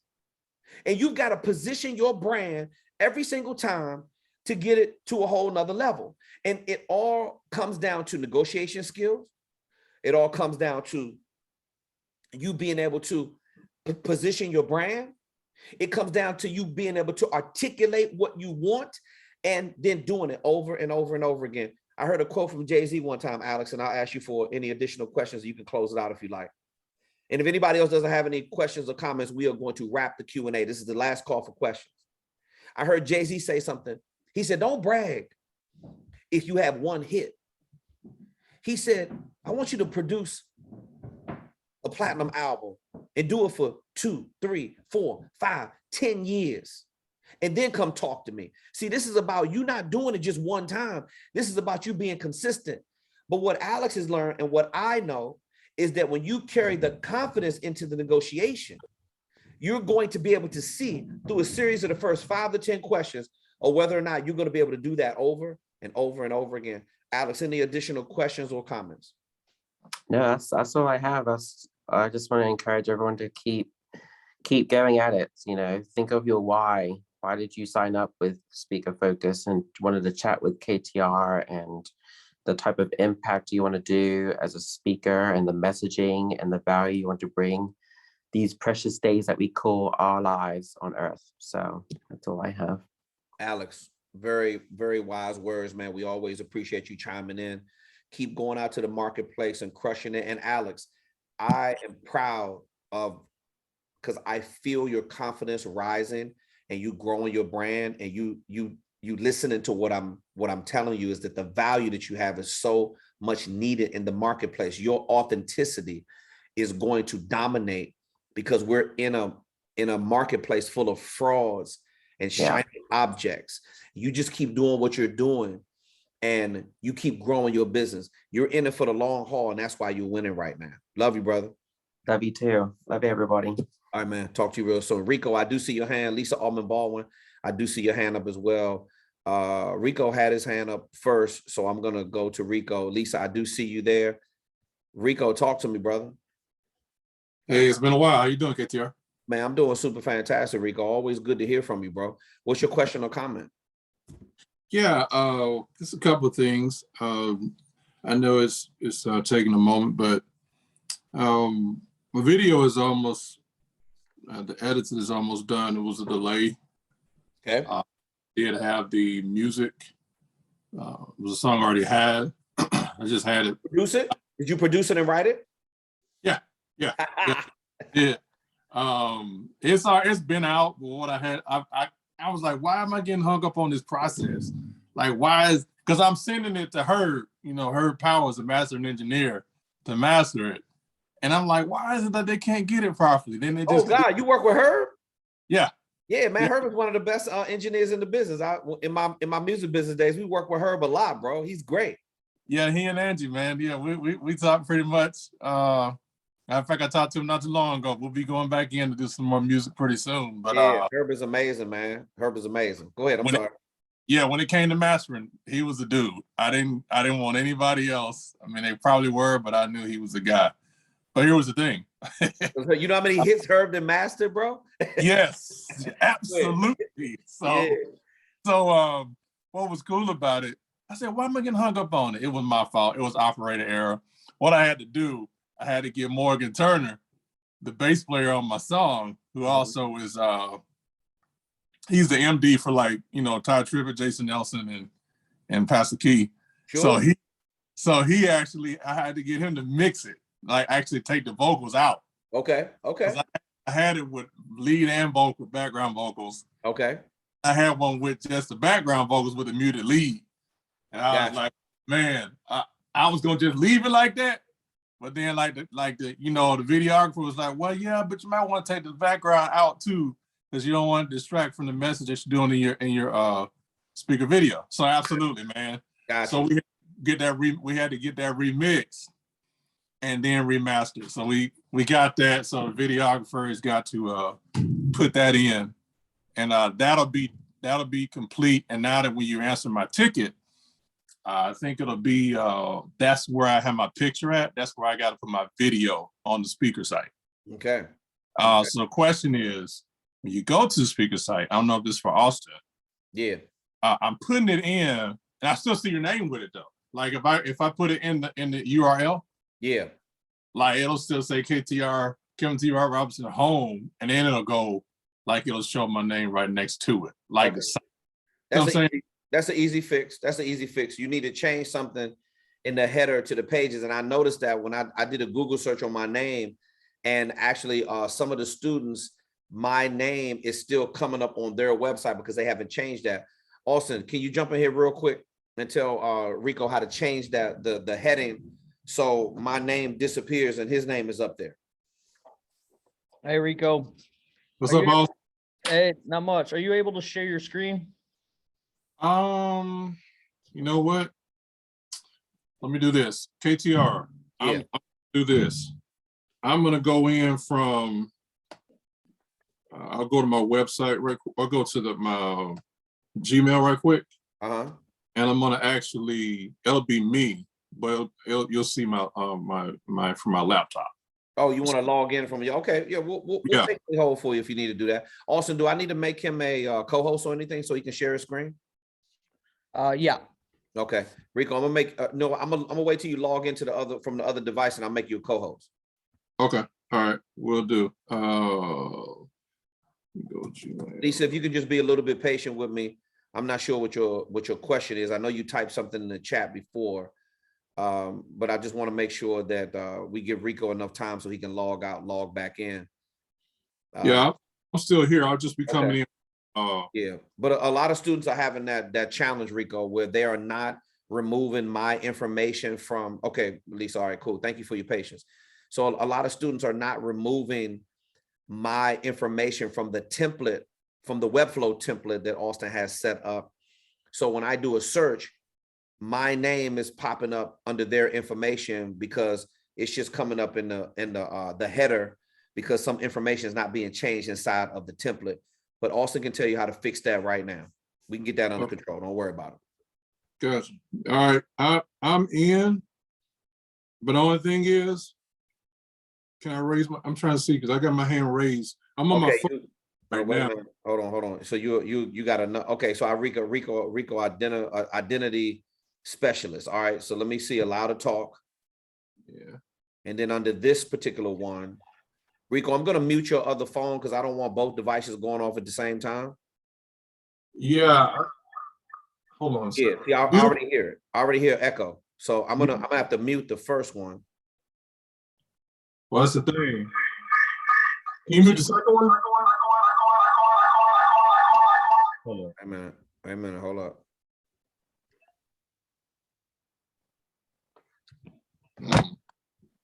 How about now? Did you mute the other one? Yeah. Okay, let me make you a co-host. Hold on. It's not allowing me to make him a co-host. Let's see, so wait a minute. Promote him to panelist. Hide non-video participants. I don't even see on the drop down where it just says mute, disable talking, pin, hide non-video participant, and rename or remove. You want me to raise my hand? Yeah, I'm not seeing where it allows me to do that. You mean to raise hand?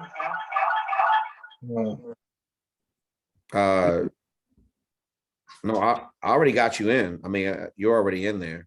Let me just mute the Rico, can you still hear me? I still hear you.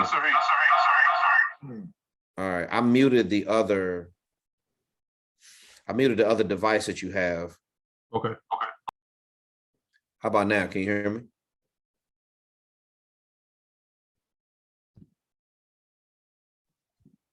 Can you hear me? Yeah, I hear you now. All right. All right, that's better. I muted the other device, but now I just got to get you. Screen share. Yeah.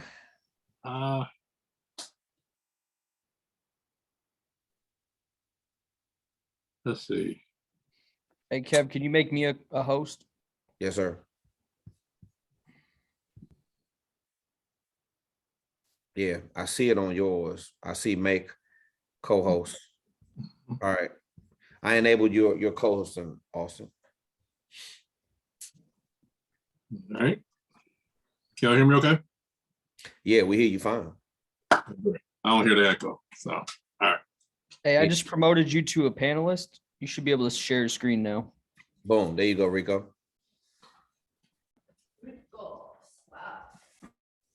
Auston Troyer to the rescue, just like that.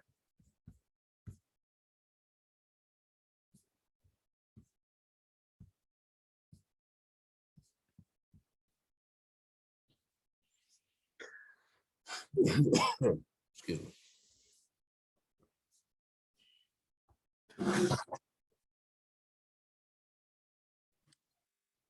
You hear me okay? Austin? Yep, I could hear you. Okay.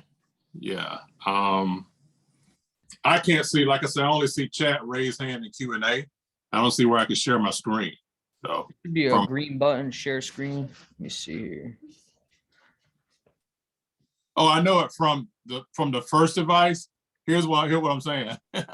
So I'm looking at myself. I'm hearing it from my phone, but on my laptop, the one that says identity specialist, that's the one where I'm actually screen sharing. Okay, here, I'll just share my screen and you can watch me. Yeah. Okay, that's fine. Yeah, go ahead. Okay, so just go into Webflow. Okay. Can you see my screen? Yeah, I see you good. Yeah, just click on open in Designer. Open in Designer. Okay, go ahead. Okay, then hit pages in the left here. Mm-hmm.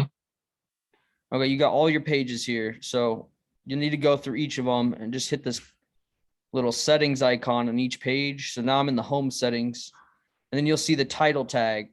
So you need to change this from Kevin's name to your name. Okay, just a second. Hold on a second. Let's see. You said, my bad. I'm looking at it right now. I'm actually on the tabs, right, on the different pages. So Okay. I'm on the home page. And the settings will tune the gears, right? Yeah, hit the gear. Okay. All right, I got it. You see Kevin's name in there and the title tag? Yeah. Uh-huh. Okay, yeah, just replace that with your name, and then you'll see the open graph title. That should update. Let me check. Nah, okay, so you'll need to update that one too. So title tag and open graph title. You see that? Let me see. Title. Okay, title tag. All right. Yeah. So I And the just open. yes, Magdalene. Okay.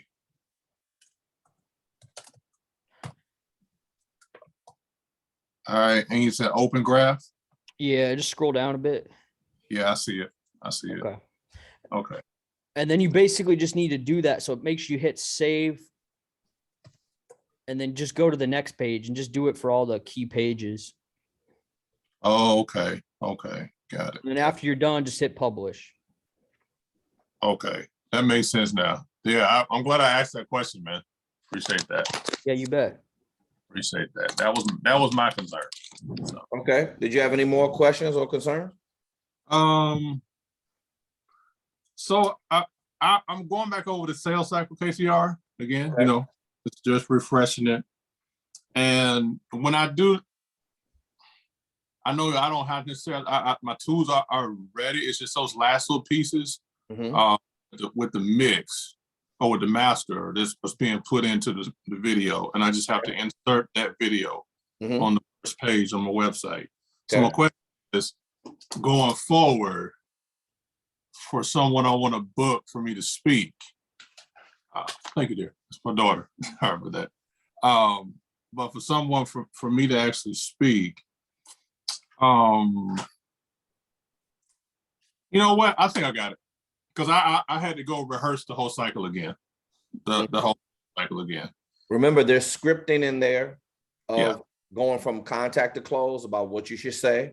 Okay. About the kind of verbiage to be able to handle it. Again, what we're doing is giving you a baseline to work off of until you have a level of comfort. And you're going to know that you have a level of comfort because it's going to start feeling more comfortable for you to have the conversation. So, but what you can do is you can move the words around in your head and you could work off of that script. And then you're going to end up coming up with your own script. Because the fact of the matter is that we all have different brands. We all have different genres that we're in. And you have to modify the verbiage based upon who you're talking to. But the core of the verbiage in there has been very effective for me to have the kind of conversation. If you're just fresh off the street and you don't know how to connect with a meeting planner, the reason why I have you walk through the sales cycle the way I do, ask the right kind of qualifying questions. This is the reason for my call. The reason why we have that verbiage in there like that is because these are pages out my playbook of how I've been able to connect with a meeting planner, just calling them blind. I mean, look, you're talking to a guy who did a tour of the NFL, and I did a cold call to 32 NFL teams. I had 16 stadium ops managers call me back. That's a pretty damn good percentage off of a blind script. What I did was, but I've been doing this for a while, so I didn't even write it down. What I did was I started with one conversation. Hey, this is the reason for my call. If you could give me a call back, I want to discuss, boop, boop, boop, boop, boop. And I just kept improving it. By the time I did it 5 times, that's how I was able to get the Dallas Cowboys to call me back, Tampa Bay Buccaneers, the Green Bay Packers. I could go on and on and on, So you have to play around with the verbiage, man. The word play, excuse me, for me, is the best part of this game. It's the manipulating the words that have value of the reason why they want to schedule a call with you. That's stage number 1. See, we call that a lead magnet. Right. A lead magnet is you're attracting them into your sales funnel. Now, the reason why they opted in is because you probably offered them a free training, a free consultation to get them to say, oh, Rico can help me solve my problem. Okay, the first stage is you got to have a strong enough lead magnet. That's why we place a heavy emphasis on writing copy that is really, really simple. Right. Hey, are you having a challenge with diversity, equity, and inclusion? If you are, I've been helping people come through the pandemic with some solutions that can help them remedy that. Like to get on my calendar to discuss, boom. And all of a sudden they're like, yeah, well, we got a lot of people not feeling welcome into the workplace right now. Boom. That's the hook. Lead magnet is also a hook to get them on the call. That's stage 1. Stage 2 is when I actually got them on the call. Well, what are we going to talk about? The weather? Yeah. Mm-hmm. Then we gotta ask them some qualifying questions. And then we got to do a lot of listening. And then once we listen and we find out what the problem, what the challenge is, the whole time you're thinking, this is how motivational things. Oh, I'm getting ready to book this speaking engagement. Wait till it's my turn to talk. I'm gonna tell them I was born the son of a sharecropper. Oh, I can motivate with the best of them. Woo! No. Listen. When it's your turn to talk, Ms. Johnson, I want you to know I heard you loud and clear. That's very typical of what's happening in today's market. When I've talked to my clients, I'm calling all my old clients. All of them sound the same way, stressed out. Our staffing is decimated. We're in chaos right now. My strategies provide clarity. Just with a simple conversation. One of my clients told me, she was almost in tears. Kevin, I'm just glad that you reached back out to me because we don't have anybody throwing us a life raft right now. We are all messed up. That's not what she told me. She said, we're all fucked up if you want to be honest. Now, if we're gonna do business with each other, we got to be honest. So once I hear her tell me what everybody's saying right now, I mean, pick your poison, Rico. Well, pregnant women are not being welcomed back into the workplace. That's a minority, diversity, equity, and inclusion problem. LGBTQ plus issues running rampant right now. Wrongful termination suits at an all-time high. This is what the pandemic has caused. Anybody who wants to sue somebody is going to cause the pandemic. I'm not vaccinated, so you trying to tell me that you don't want me working here? Oh, that's against the law. You think employees don't know this kind of stuff? The HR department is overrun right now. Managers don't know what to do. Executives weren't listening before. Now they're all messed up because the bottom line is being affected. You think you can make your productivity go to all-time highs when your staff is suffering from mental illness and anxiety like never before? They're disconnected. Your signature programs are the very thing that can literally save people's lives right now. But you've got to know how to talk to people and listen to them so you understand, okay, what she's saying to me right now, which one of my signature programs can directly address the challenge? Because let me tell you, you heard Alex say it. You hear me say it almost every Monday. I'm talking to meeting planners every single day. They've had it up to their eyeballs with motivation and inspiration, Rico. It's like the little boy that cried wolf. Why do you keep telling me this all the time? I don't want to discuss speakers who are going to fluff me up and take me for the long ride. What we need is a life raft. What we need is help. Now, if you realize that you got the help, then you should realize that you're in control of the entire sales cycle from contact to close. You're the one with the leverage. The meeting planner doesn't have the leverage when they talk to a subject matter expert. The subject matter expert has the leverage.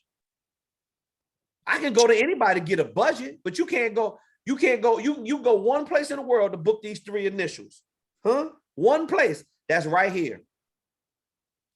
That's only one email address. That's only one sales funnel in order to get in contact with this. Now, you may be able to hire another leadership speaker, but you ain't going to hire this kind of leadership speaker. And if you're not going into it with that kind of confidence, then you're already losing. You've already lost as soon as you get on the phone, and you've already lost the battle of the sales cycle. The meeting planner is not in control. You are in control. The prospect is not in control. You are in control. And if you let them take control, then you don't understand how to manage the sales cycle. And that's the very reason why I have the script in there. So you know what all of you need to do? You need to open up the sales script. You need to read it out loud. You need to practice. Rico, you should go grab your daughter and make her be the meeting planner. And you need to role play with her and practice with her until you get comfortable enough with the right kind of verbiage. Well, when you pick up the phone with the meeting planner, hey, this is Rico. I want to know if you could put me in contact with the person who works for outside contractors or book speakers for your organization. Because you may get a operator. Mm-hmm. You may get somebody who is just working the switchboard. First of all, we got to make sure we got the right person. Right, decision maker. Yeah, a key decision maker. Mm-hmm. Mm-hmm. Mm-hmm. Once you know you got the right person, then it starts. Hey, again, my name is Rico. Is this the person? They told me that you're the person who works for outside contractors or who's on the event planning board. Yeah, well, I'm one of the people on the event planning board. What can I do for you? First of all, who the hell are you and what can I do for you? Meeting planners are busy. Well, Ms. Johnson, the reason for my call is I've been helping companies like yours re-engage with their employees due to the fallout caused by the pandemic. I want to know if you had a few minutes to talk about it. Nah, Rico, it's actually a bad time for me. I'm getting ready to go into a meeting. Okay, Ms. Johnson, that's cool. When would be a good time to give you a call back? Because I really got some strategies and I just want to be able to see if this is something I can help you and your team with. Mm-hmm. Mm-hmm. Oh, Rico, you know what? Nobody's really calling to help me. But I tell you what, I'll probably be in a more listening mood, maybe Thursday around 10 a.m. Can you call me back then? Let me check my calendar, Ms. Johnson. I got you on the calendar. Now, when we resume on Thursday at 10 a.m., well, Ms. Johnson, I have a pen in my hand.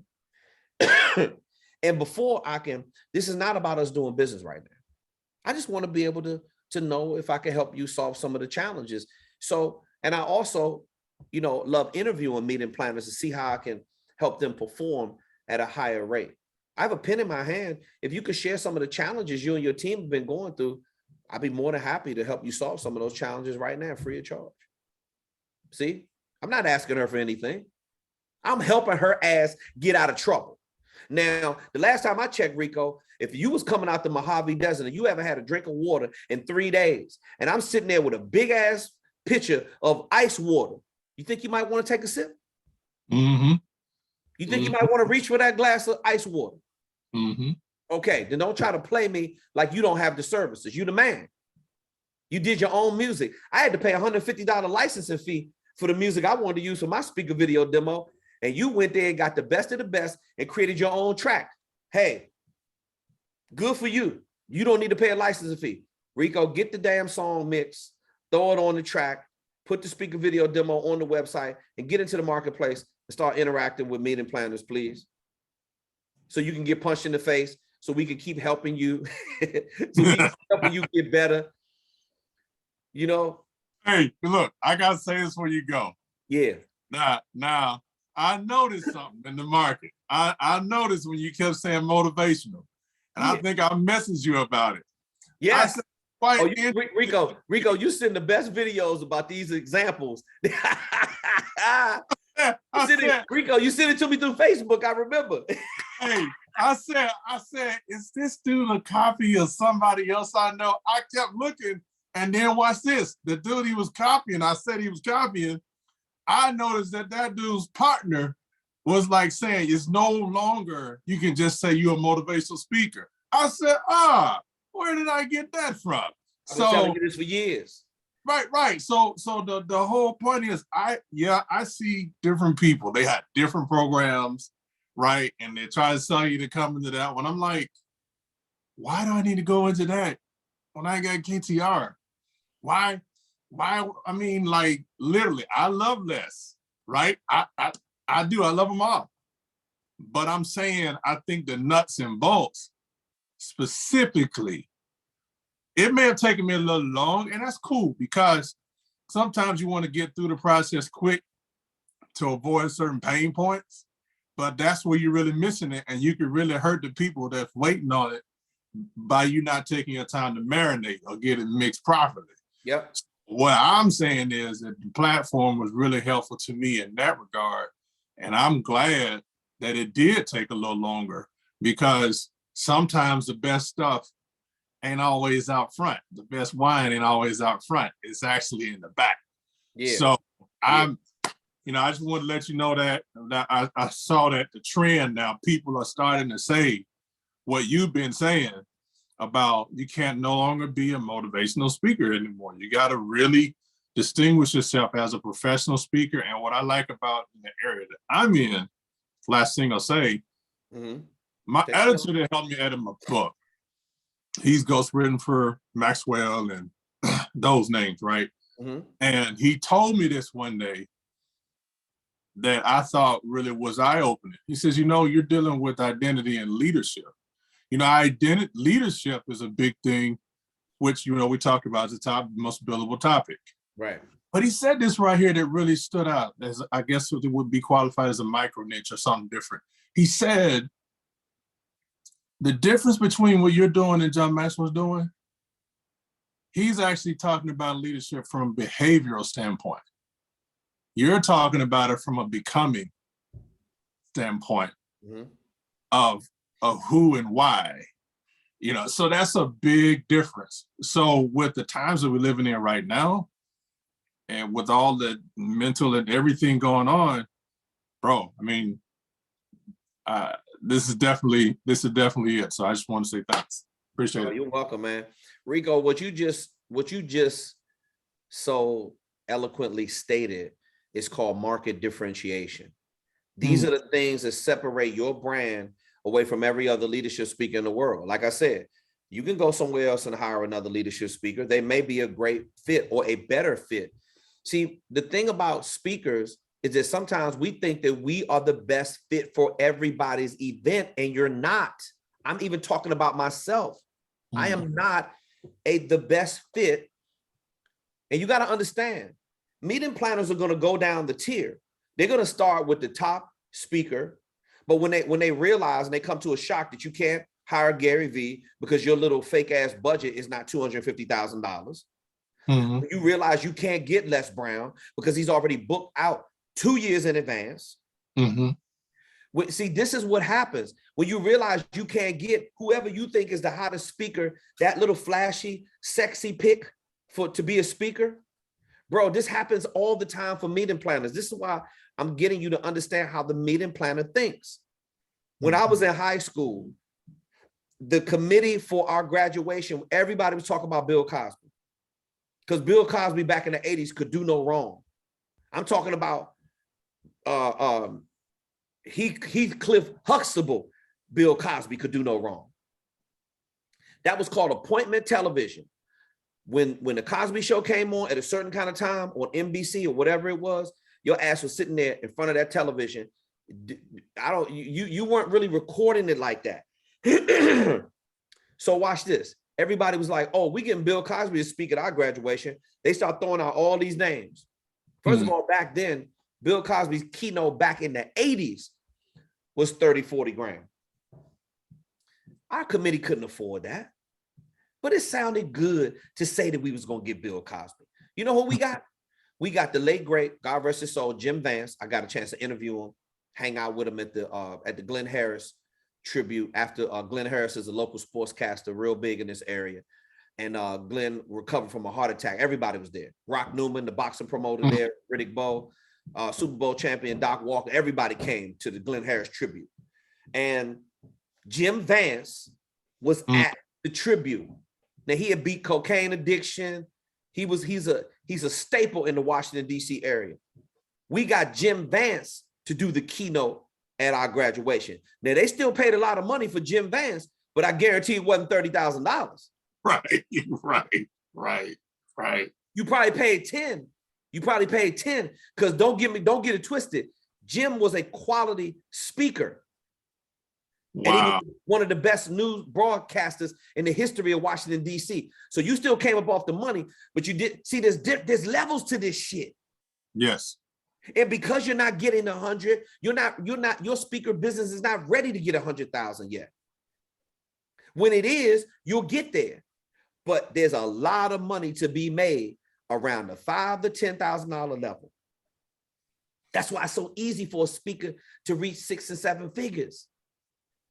You do 25, 50 engagements. I mean, you know how easy it is to do $250,000 speaking? If your fees are right and you know how to get it to the right target market, it's just really getting in a flow. And most speakers, they struggle because they don't understand how to negotiate and manage the sales cycle. This is the biggest part of your business. Okay, Rico, guess what? Good for you. You got great music. You got a signature song. You can walk in on your own music without having to pay a licensing fee. Mm-hmm. You got your website set up. You got all your sales tools done. But then there's another stage to it of managing the sales cycle, and that's what you're going through right now. If I were you, I would role play with somebody in my house and go over those words. So by the time you actually talk to a meeting planner, now you're having a different kind of conversation. Now, Rico, like Anita, you're in the marketplace and you are a professional who goes through sales every single day. You have a product that you offer people on a day-to-day basis. You are a great leadership speaker and you have an entertainment background. You have a very diverse level of skill. Now what you got to do is just refine that level of skill in the arena of professional speaking and connecting your services to the meeting planner.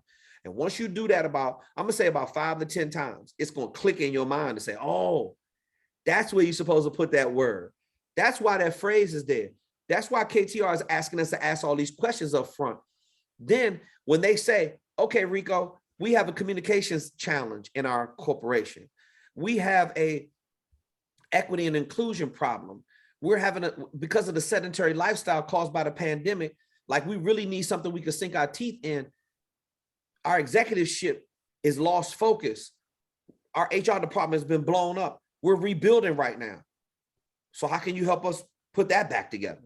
And then you're going to listen to it. You're going to say, okay, Ms. Johnson, I heard you loud and clear. I understand exactly what you're going through. This is very typical of what's happening with a lot of my clients right now due to the pandemic. I have a recommendation for you. I created a signature program called Identity-Based Leadership. And what's happened is that when the employee is not productive, they're losing themselves in the work and they don't understand what the company vision and mission statement, they don't even understand what it's about. So they don't hit the ground running when they come in. We've lost our way. We've lost the company identity and the employee has lost their identity. Yeah. Well, I'm here to help you get it back. And this is how we're going to do it. And then Rico, what you're going to do is you're going to take them to school about how identity-based leadership can help them solve problems. You are a speaking solutionist. Sure. I mean, Rico, it's just too easy for me at this stage in the game. It is. So with this, I'll say this. I got to get this to you straight up. It's too easy, Rico. You know what? Here's the thing. Not only that, but KTR, now that I see that, I'm listening, bro. it's really how you see yourself. Like in other words, it's like it's like this. I think Gilberto told me this a while back. We first saw me and him first started talking. He told me this when we first met. He took me up to this tall building here in Birmingham. Gilberto? Yeah, Gilberto. Yeah, Gilberto Herrera. Uh-huh. He took me up to a place we got here, and he said, "You know the reason I brought you up here?" I said, "Why?" I said, "Because the eagle's up here. It's you got to stop flapping your wings with the pigeons." So when you were talking to me just then, it wasn't that it's one thing to learn the information and learn all that, but it is, I think what he said and what Myron Golden said, I heard him say one time, you got to own it. If you don't own it, if you don't become it, you can't do it. And if you don't, you can't have it. So if this is what I am, this is my identity. My identity positions me to walk into my authority. Yes. And authority is what I've been authorized to do. Yes, that's your assignment. That's your assignment. There you go. So, and watch this. And nobody else can do your assignment. And Rico, that's why when I see your merch, when I see the big thumbprint on your shirt, it says, what's the slogan? Yeah. What's the slogan on it? It's a crown first. Yeah. Then in the middle is the G, red G. Yeah. And then print. Basically what that says is your true royalty is found in your God-given identity. That means art. There you go. No, Now, go ahead. Now, when you look at that, the totality of the brand that you've constructed, from the merch to the messaging to the sales tools to you getting on the phone to demonstrate that. Remember, illustration beats conversation. I got you. So you're going to demonstrate and illustrate that to them first. In the pre-sale process of your professional speaking services, remember, all the sales tools are going to do all the talking for you. They're going to be so red, bro. Let me tell you something. By the time people get on the phone with me, they're like, first of all, they can't believe that it's me on the phone, because they've already, the real ones have already done their research and clicked on it. Yeah. Obviously, everybody talks about the picture with me and Les Brown. You think the first picture on the speakerfocus.com website, you think that picture with me and Les Brown is up there by accident? Okay, so you already know I'm official coming in. The meeting planner needs to know that you're official coming in as well. And when they talk to you, they're going to click on all those links and they're going to say, it's something different about this brother. See, the committee is saying, Rashid, I'll be right with you. The committee is saying to themselves, we want him. And the reason why we want him is because we feel like he's different. Now you asking yourself, you talking about owning it? You talking about walking in your purpose? You talking about being a subject matter expert, leading authority, trusted advisor, a specialist? Well, how you own it is you got to understand that that's your assignment, not anybody else's. Right. The reason, Rico, the reason why a lot of people don't believe that they're capable of becoming a high fee speaker, or they don't believe in their messaging, is because they don't understand their assignment. I agree. I deal with speakers every single day. I've studied tens of thousands of speakers since I've been in this business. I used to have the top 100 leadership speakers bookmarked on my browser. So I know when they made changes. I used to go visit their websites all the time. I study this game. I'm a student of it. So I've never heard a speaker with your signature programs and that kind of stronghold on I'm talking about, you got a chokehold on your branding. It's so powerful. The meeting planner is going to see the value in it. Now you're at the stage where now you got to go out and sell it. Now you got to go out and position it. Now it's the placement of the words, Rico. You don't have to push it. Right. You got to listen first. And then when it's your turn to speak, after she tells you, we got a diversity, inclusion, equity, inclusion problem. We got a sedentary lifestyle. We got a communication challenge. We got this. Okay, no problem, Ms. Johnson. What you're really thinking to yourself is, oh, it's my turn? It's my go? Yeah. I've done all the listening. Now watch this, Ms. Johnson. I heard you loud and clear. I am going to directly address the challenges that you have, that you just told me. I am going to directly address this with identity-based leadership. First of all, let's talk about this. And then you're going to pull out one of the bullets and say, how we can remedy this is, and then you're going to start taking her to school about how to fix it right there on the spot. Now, when you're giving away that kind of value for free, she's going to be like, damn, if he's giving me this much information for free. Because at the end, you're going to say, Ms. Johnson, based upon the information that I shared with you about the challenges that you and your corporation are going through during the pandemic, is this something you feel like would add extreme value to your organization? she's gonna be like, Rico, value. I got a page full of, matter of fact, I got 2 pages full of notes. I need to go talk to the board about this. This is what we're talking about. Now watch this. Last thing I say to you, Rico, then I'm Lisa Altman Baldwin, and I believe that a brand new student, Rashid, you can put your hand back up. I want to respond to your question as well. Some of the conferences that are coming up, you're going to get booked out 3, 6 months, a year, 9 months, a year in advance. But when you're doing on-site for these corporations and these associations, bro, they will literally create an event for you. And they will say, Rico, we ready to rock in another 30 days. We got to move a couple things around, but we need to know what your calendar looks like next month to bring you in here to start a series of these trainings. That's how strong it is when you offer the value. Do I need to say anything else to you? Nah, you good. I'll see you next week. Rico, I don't want to talk to you anymore, Rico. It feels too good. It's too empowering when we talk, Rico. Let's talk about something negative. Is that what we're doing now? Okay, I got you. So, stay focused, brother. Keep your head down. Stay on the grind. I love you, man. Keep doing the work, all right? Yes, sir. All right, man. Talk to you real soon. Real soon.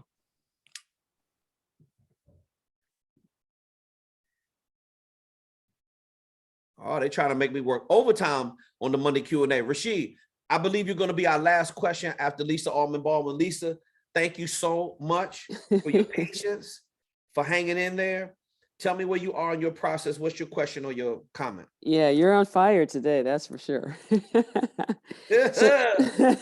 So I had a quick technical question for Austin, and then I wanted to say something about the other things you talked about. So Austin, can you hear me? Yep. Okay, so and I'm asking this, I don't know if you've had other people have this problem. In Active Campaign, when I do my weekly email campaigns, I've created a template and then I can pull that up, but it just seems to me it's easier for me to hit duplicate on one of the ones I've done before, and then switch out the photo and the information.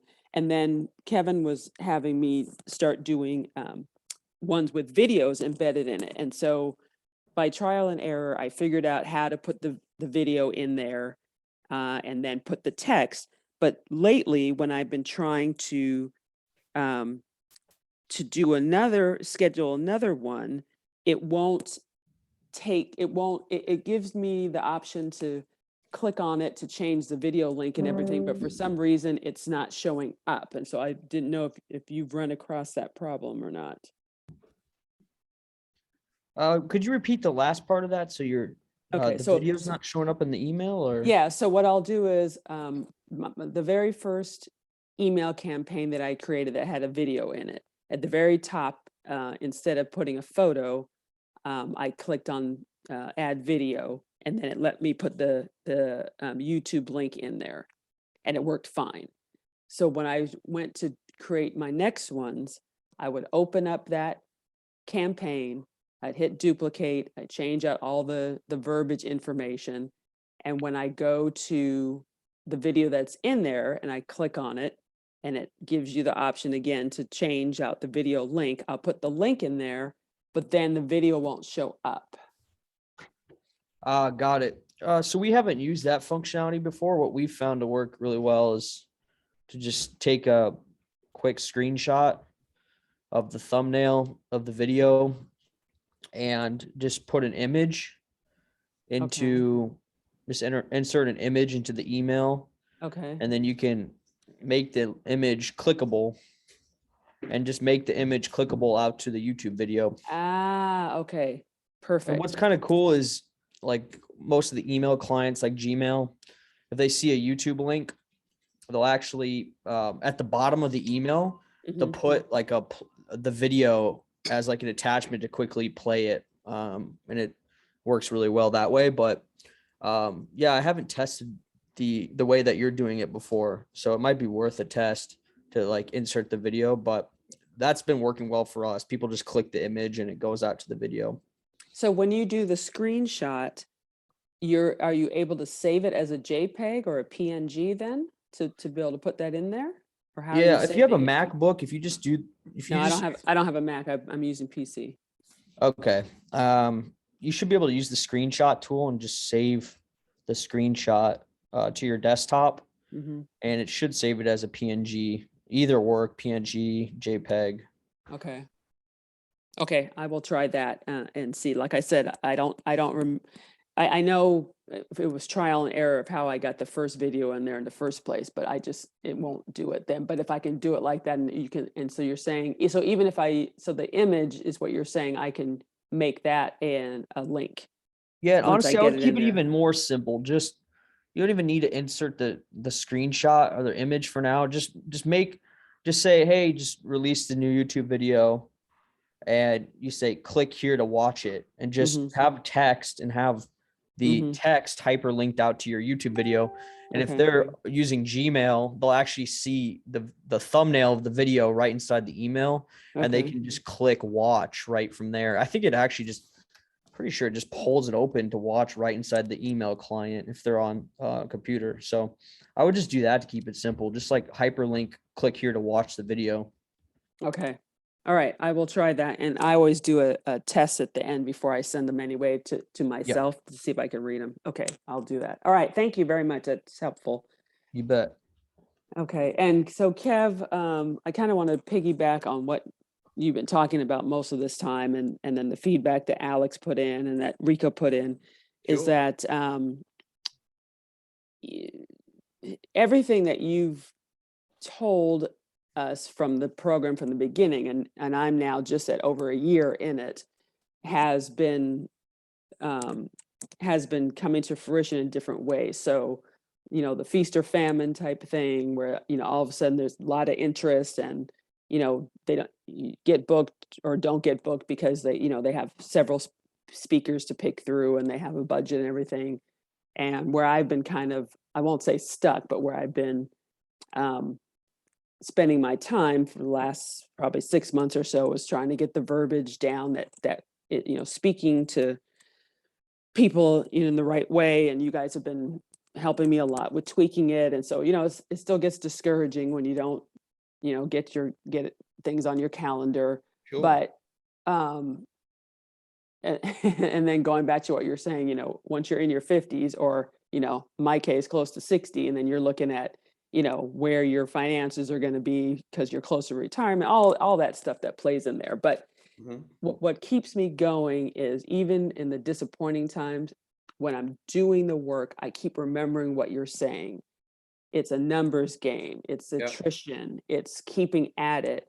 Yep. It's I like, there'll be days when I'm flowing along and I'm doing my LinkedIn outreach, and in my head I'll hear you say, "Don't say nothing to me when your calendar is so full you can't." You're swatting them away like flies. Yeah.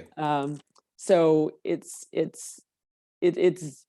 disappointing when you're think you're busting your ass as hard as you can, but I keep remembering everything you're saying. It's just timing, and it's just keeping and doing the work, and it's keeping consistent, and not being afraid to to tweak the language, and to hear no, and all of that stuff. The only thing I wish is I had more hours of the day to spend on it, because you have to go with what's paying your income. Right. You still have Because to work. everybody's got Yeah. jobs and everything. I And wish I that's- could spend 10 hours a day on this. I'm working 11 as it is, Yeah. but I can't spend 10 on it because I have my other things. But so I guess I just want to make that comment that Yeah. coming on the Monday call, even if it's a day I'm just feeling like, well, damn, nothing I'm doing is hitting. Mhm. It is. It's just that I don't see it. It hasn't been manifested yet. So Right. But you know what, Lisa, I gotta interject this in here, because this happens a lot to people. And I told this to Anita very early on, that you may go through challenges, but you still show up on the Q&A. You don't make any excuses about submitting a support ticket. It's not like I'm keeping a perfect attendance record on everybody, but the ones who do the work are the ones who are learning to grow their business. Think about how many different, let's just break this down to its simplest format so far. Think about how many little things that you have learned over the course of a year that other platforms just don't cover. They don't go into depth. They don't have the experience. They don't understand about the digital marketing. They don't create a platform to open themselves up to answer questions. You know why some people don't do a Q&A? Because they don't have the knowledge to be able to give you to help you fix your shit to get it to another level. Right. And we don't mind putting ourselves, you know, the bottom line, when somebody asks you a question, you're going to get exposed if you don't have the knowledge. So we try to give you as much information as possible so that you can understand how to take care of the little things and then get good at learning how to manage a sales cycle. You're into the most uncomfortable part about this coaching platform, which is getting your services into the marketplace and then selling them. Right. You made up another good point. A lot of people on our platform still work a job. So what does that mean? That means that you got to be, you have to develop a ferocious kind of focus if you want that to be able to replace your income. That just is another factor to be able to drive you to do that. Right. So yeah, is it disappointing when you're not closing a lot of sales? But the fact of the matter is, again, you're getting in the repetition and you're learning what to do and what not to do. Okay, I tried it 10 particular ways. The calendar didn't get full. You're going to find that magic verbiage, what's going to get people on the calendar. And then you're going to say, okay, now I understand. Watch this. I crossed that barrier of being able to get people on the calendar. That's stage one. Right. Then the next thing is, the next challenge is, am I closing maybe 1 out of 10 that I do get on the calendar? And when I start doing that, now I can put those 2 to 4 engagements that I want at $3,500, $5,000+ on my calendar. And now I'm earning revenue. And now my future looks totally different because I know how to manipulate the machine in a better fashion. You're still learning how to do that. It doesn't happen overnight and it takes time. See, when I'm dealing with speakers every day, Lisa, and I have to help them understand that this is not a quick money grab. Right. This is not a get rich quick scheme. A lot of them, that's what they want. That's what they're looking for. So they don't want none of this over here. They don't want to build a speaker business. They don't want to do the work because they really don't want to have sustainability. They just want to hear themselves talk shit to their friends without doing the work. You are doing the work. And in the short term, it looks like, oh, I'm losing. I'm losing because I'm not making any money. You're winning because you're learning something every single day. You're dealing with the adversities. At least you have somebody to come to and ask the questions. I didn't have anybody to ask for 7 years. I could have, but I was such an egomaniac. I didn't want to reach out for help. I said, I'm gonna figure this shit out on my own, man. These other speakers out here, man, these other guys, man, please, that guy can't talk better than me. See, this is the type of traps that you fall into. Give yourself some credit, Lisa. At least you're enrolled in a class. Right. At least you're doing the work. At least you got some place to go to ask the questions. At least you are getting better. Yeah, because like you said, and you asked Alex, did you know some of these things before you got in? I've learned so many things since I got in, and and like you say all the time, sales has never been my thing. I have never liked sales at all. Nobody likes everything, Lisa. but I've learned a lot of things, and same with doing the videos. I wasn't doing any YouTube videos or anything like that. I didn't know how to load up a video. I mean, all these things, but I am seeing, each of these, there might be small pebbles, but things are, turn over here, you know. And so I'm just, it's more a comment and a thank you to you and Austin that you keep on us. Every Monday I'm fired up, whether I was in a okay mood about it or not, before.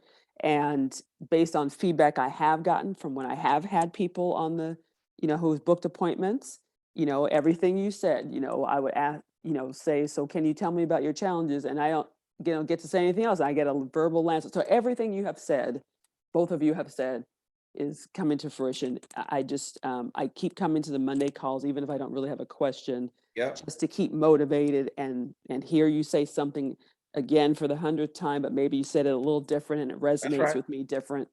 And so I'm just working on my tour outreach for August, because I'm going to be in one place for 6 weeks. Yep. So I'm trying to get as many people on the calendar now so I can, try and book that and and then booking out further. And then plus I'm writing my talks for the things I already have booked. Correct. So You're working. Yeah. You're working. It's not like, listen, I want this to resonate with you unless you have another question or comment. No, I don't have another one. Okay. Welcome to the club of feeling like shit. Because that is how sales feels, especially when it's not going right. Right. You got to learn how to manage a sales cycle. You got to learn how to do outreach. You got to learn how to manipulate the verbiage to find the sequence of words that is going to be golden for you, that is going to get them on the calendar. Then once you get them on the calendar, then you go into the listening, exploratory, discovery stage, strategy call. Once you can now learn how to do that, then we can graduate to the next. You're going to be like, okay, I got a booking, and you're going to remember the formula. See, this shit is a recipe, and everybody has a different niche. So therefore, you're going to have to tweak the recipe. I'm a leadership speaker. So therefore, I'm not a speaker in the dental industry. So I have to sprinkle, I have to add some different ingredients in my outreach because maybe the target buyer has a different need. This is who can endure the most amount of elongated pain? Who can sacrifice the longest? Lisa. Who can hang in there the longest without quitting and giving up? You have not developed the habit over the last year where you give up and quit. You might feel like shit. You were in that club. You may feel depressed. You were in that club. You may feel a little embarrassed. You may feel, well, I don't know if I want to. A lot of people don't want to ask us the questions because they feel bad because they're not doing the assignments. You're like, y'all need to get over all this shit. You need to get over yourself. You need to get over your little emotions that you're feeling right now and keep your head down and continue to do the work. And Lisa, you are a shining example of what happens when people do show up. How the hell are you supposed to learn if you don't hang in there? You do not have the habit of quitting. I don't have to worry about that with you. Lisa, if the words quit came out of your mouth, guarantee you I'd book the flight and fly wherever you are, and I would have a sit-down one-on-one skull session with you and be like, Right. Lisa, what in the hell is the matter with you? Right. Really? Right. This is what we're doing now? You talking about you want to give up? Right. I'm not going to let you do that. Right. And I appreciate that you have my back like that. When you pull the plug on yourself, that's when I pull the plug because I can't force you to do it. But see, you're putting in the effort. Yeah. For those of you who are not, I got no sympathy for you because you watch this, Lisa. It's either suffer, as Lisa Almond Baldwin, suffer participating, submitting support tickets, getting the exercises done, learning how to manage a sales cycle, coming up with the verbiage, saying, shit, why is it still not working? But I haven't quit. It's either deal with that kind of pain or you deal with the Lisa Almond Baldwin who is a quitter. You deal with the one who has regrets and going to look back and say, damn, what if I would have? Look back on the one who when you start making money and you're like, damn, I'm glad I didn't give up. See, I could deal with the consequences. I could live with the results as long as I put in the hard work. Right. Right. Well, I appreciate that. Thank you. Thank you very much. And I'm not a quitter. And like I told you, it was extremely hard for me to pay the money in the first place because it was money that my mother left when she passed unexpectedly. And I knew it was an investment in myself. And I know that she's watching saying, you know what, go girl, this is what I left the money for you for. Believe that. Listen, real quick, I still got my dad's number in my cell phone. I have not deleted it. He passed away in 2010. But when my dad, when he was in the wheelchair and I was pushing him through the hospital, he said, Kevin, I really mean this. I'm sincere. Everything you're trying to do with your life, I truly hope that you get it all, son. I hope you get it all. And I'm getting it all right now. And he's watching. Just like your mom is watching your progress. Because you're like, damn, my dad, he didn't get a chance to see me run this multi-million-dollar sales funnel, but he's watching. And you take that with you. I think about him every single day. And he's proud. And I know he's proud because I get up and I break my ass every single day and I serve people at a high level. And nothing else matters. You're an outstanding human being, Lisa Allman Baldwin. You remember that when you go to bed tonight. All right. All right. Thank you very much. Thank you, Love you. Auston. Talk Love to you soon. too. Thank Yes, you. ma'am. All right. You keep working hard.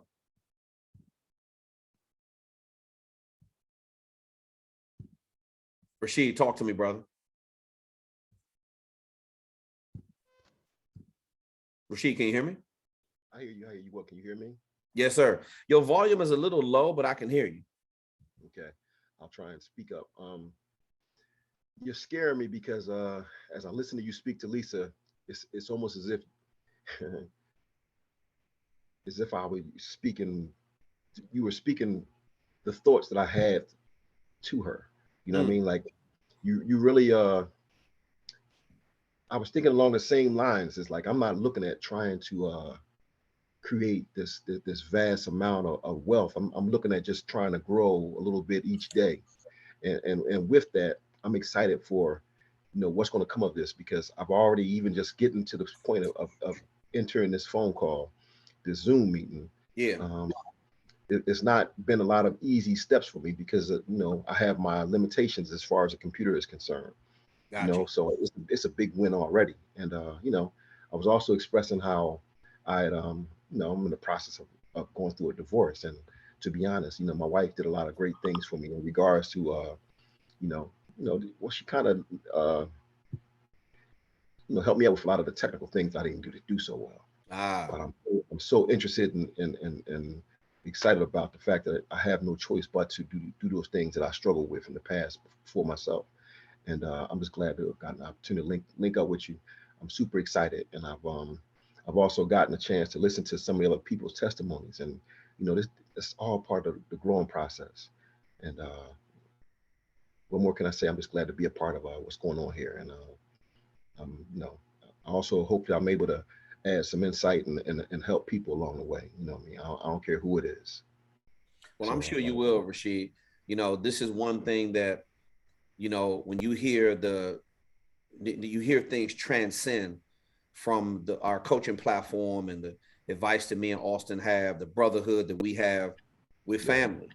And what I told you about from the first conversation that we had, and the reason why you chose us for all of the reasons that you knew that it was going to directly address some deficiencies, as you put it early on today when we were talking. Sure. You know, and this is you literally just signed on to the platform today. This is your first Q&A call, and you just paid your fee and you signed on today. And this is going to hold true every time you hear our voices, every time you hear somebody on this platform. We're having somebody in the struggle with you, when they understand what your challenge is. You know, we always say, don't judge a book by its cover, but we are quick to judge everybody based upon the way they look, how much money they have in the bank, what level of knowledge do they have, what kind of car are they driving, what kind of clothes are they wearing.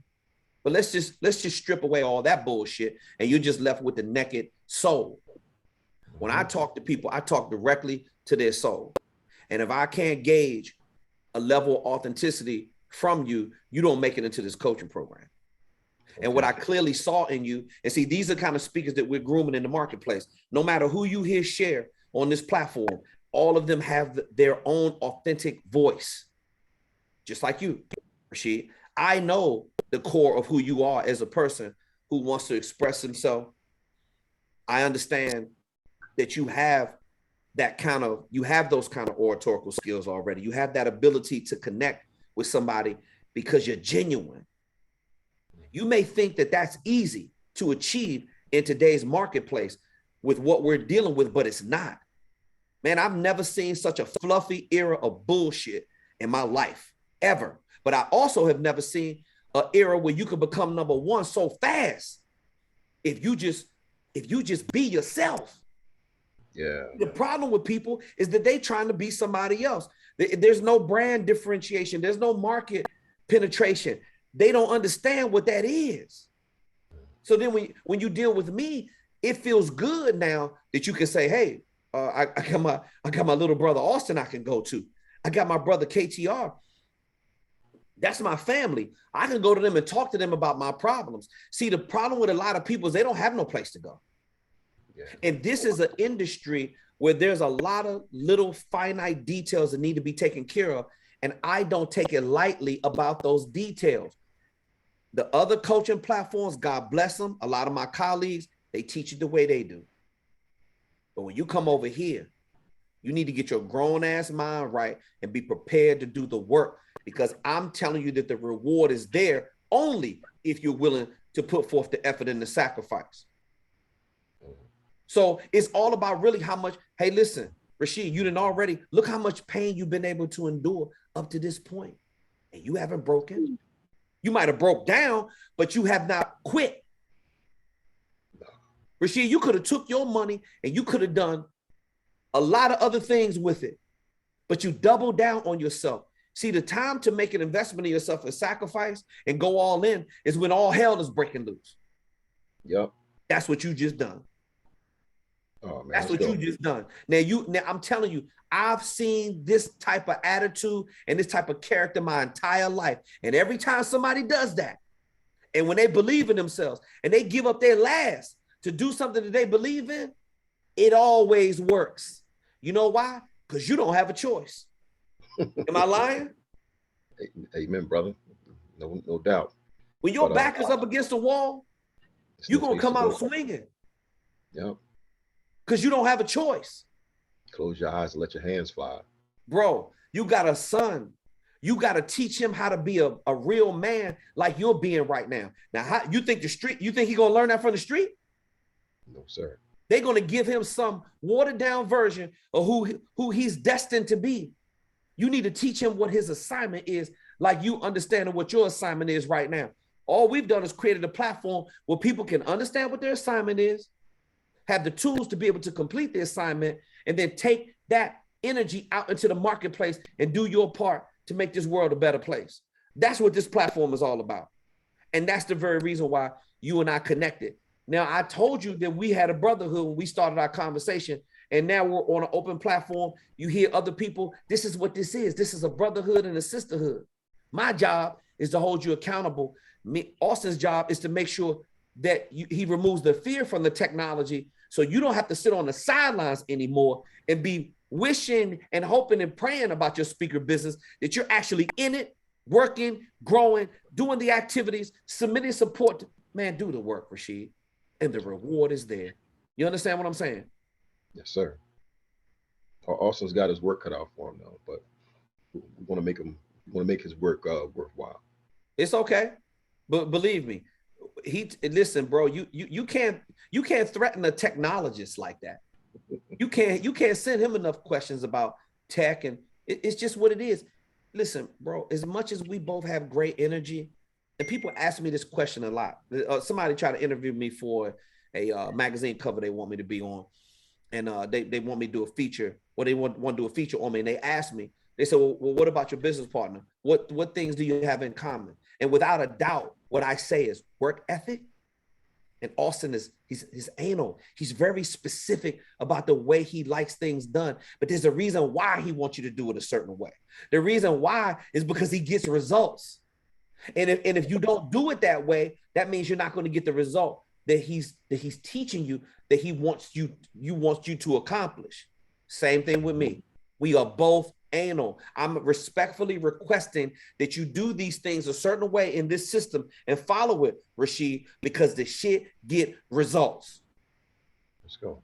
And then his work ethic is unmatched with anybody that I ever worked with in my life. And that's the reason why we're partners. Because I need somebody I can depend on when it comes to the technology. Rashid, you think you're the only one that's terrified and petrified when it comes to not understanding the technology? Well, Austin, he has patience, and then he simplifies it for you so that he makes it easy for you to understand it. That's why people show up on the Q&A call. Sometimes they're scared to ask the question, but submit a support ticket. You can't ask him a hard enough question. He will walk you through it step by step and get you to understand why you should be doing it. See, the problem with the coaching industry is that they're just telling you what to do, but they're not really showing you how to do it, and they're not telling you why you're supposed to be doing it. That's what we do at speakerfocus.com. We want you to understand why you're supposed to be doing it, and we want you to understand how you're supposed to be doing it. We're going to teach you that on this platform. Rashid, did you have any other questions or comments that you wanted to share before we wrap the Q&A for today? I did not. I'm just to be honest, by me even raising my hand, I was checking to see if this wasn't a tape that that you recorded at a previous time. I'm really just getting my hands in, so I'm super excited that it's not a recording, and I, it's been incredible already. We go live, bro. We go all the way live every Monday, 6 to 8 p.m. Eastern. I'll be here. Yeah, we are here. And listen, if you remember, if you missed the Q&A, Austin always gets the Q&A up the very next day, or typically over a couple of days, and you could go to school and you could review the Q&A there.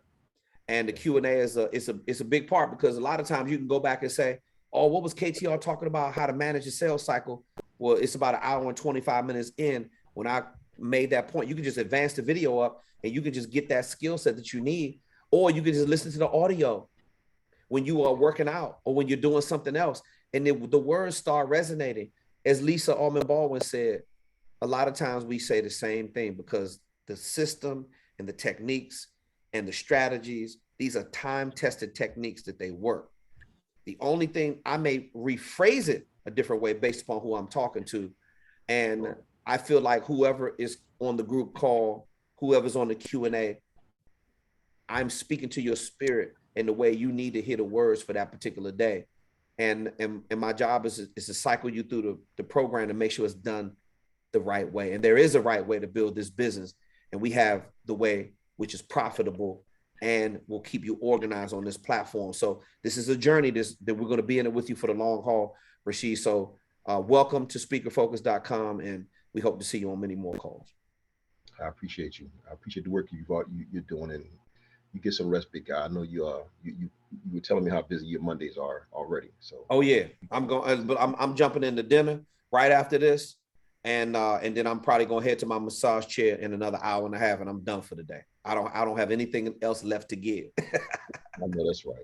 All right, boss. I talk to you real soon. Don't forget to no, I already saw you on the calendar for the onboarding Zoom session. So I'll see you then, so we could jump you right into your first assignment. Okay. Sounds good. All right, champ. Talk to you real soon. Likewise. Have a okay. good night. Likewise, man. Okay, so ladies and gentlemen, people throw around a lot of phrases about being the best. People talk about being number one. People talk about greatness all the time. We throw these little catchphrases around. We share a meme. We follow all this motivational fluff. It's cool. We all need it. I'm not here to motivate you and inspire you, but if you catch what I'm saying and the way I'm speaking to you and the way this platform is put together, this is a movement. I don't care about your happiness. I care about your fulfillment. I want you to do the work so you can feel what I feel every single day. See, that's my hope for you. I want you to walk around fulfilled, because when the shit gets thick and the boat gets rocky and you got a glass bottom and people throwing rocks at you and you're going down fast, the only way that you're going to tread water and survive is if you got to be in it for all the right reasons. And if you're not, see, when you're not, that's when people switch it up. 1 week, you're a crypto expert. The next minute, you're telling people how to be good at stocks. The next minute, you want to be a speaker. The next minute, you want to do a Shopify store. The next minute, you're trying to do an affiliate program. Listen, I don't mind you jumping around, but you got to find something. See, real focus is concentrating on one thing and sticking to it. And when you stick to it, then you got to keep going deep in your niche. Serve people at a high level, and you will be rewarded like you can't even begin to dream about. On behalf of the entire team at speakerfocus.com, I want to thank you for your participation, all your support tickets, all of your effort, your energy that you put into making this call and this platform the world's #1 platform for speaker marketing. We are here to serve at a high level. We are here for you and only you to answer the questions like we know how to on this platform and get you the results and cycle through the program so you can get out into the marketplace and do your part to make your speaking deliverables something special to marvel at for the meeting planner and help them solve problems. Remember, you are a speaking solutionist. I will see you right here, same place, same time next week. I love you all. Stay focused on your goals and dreams.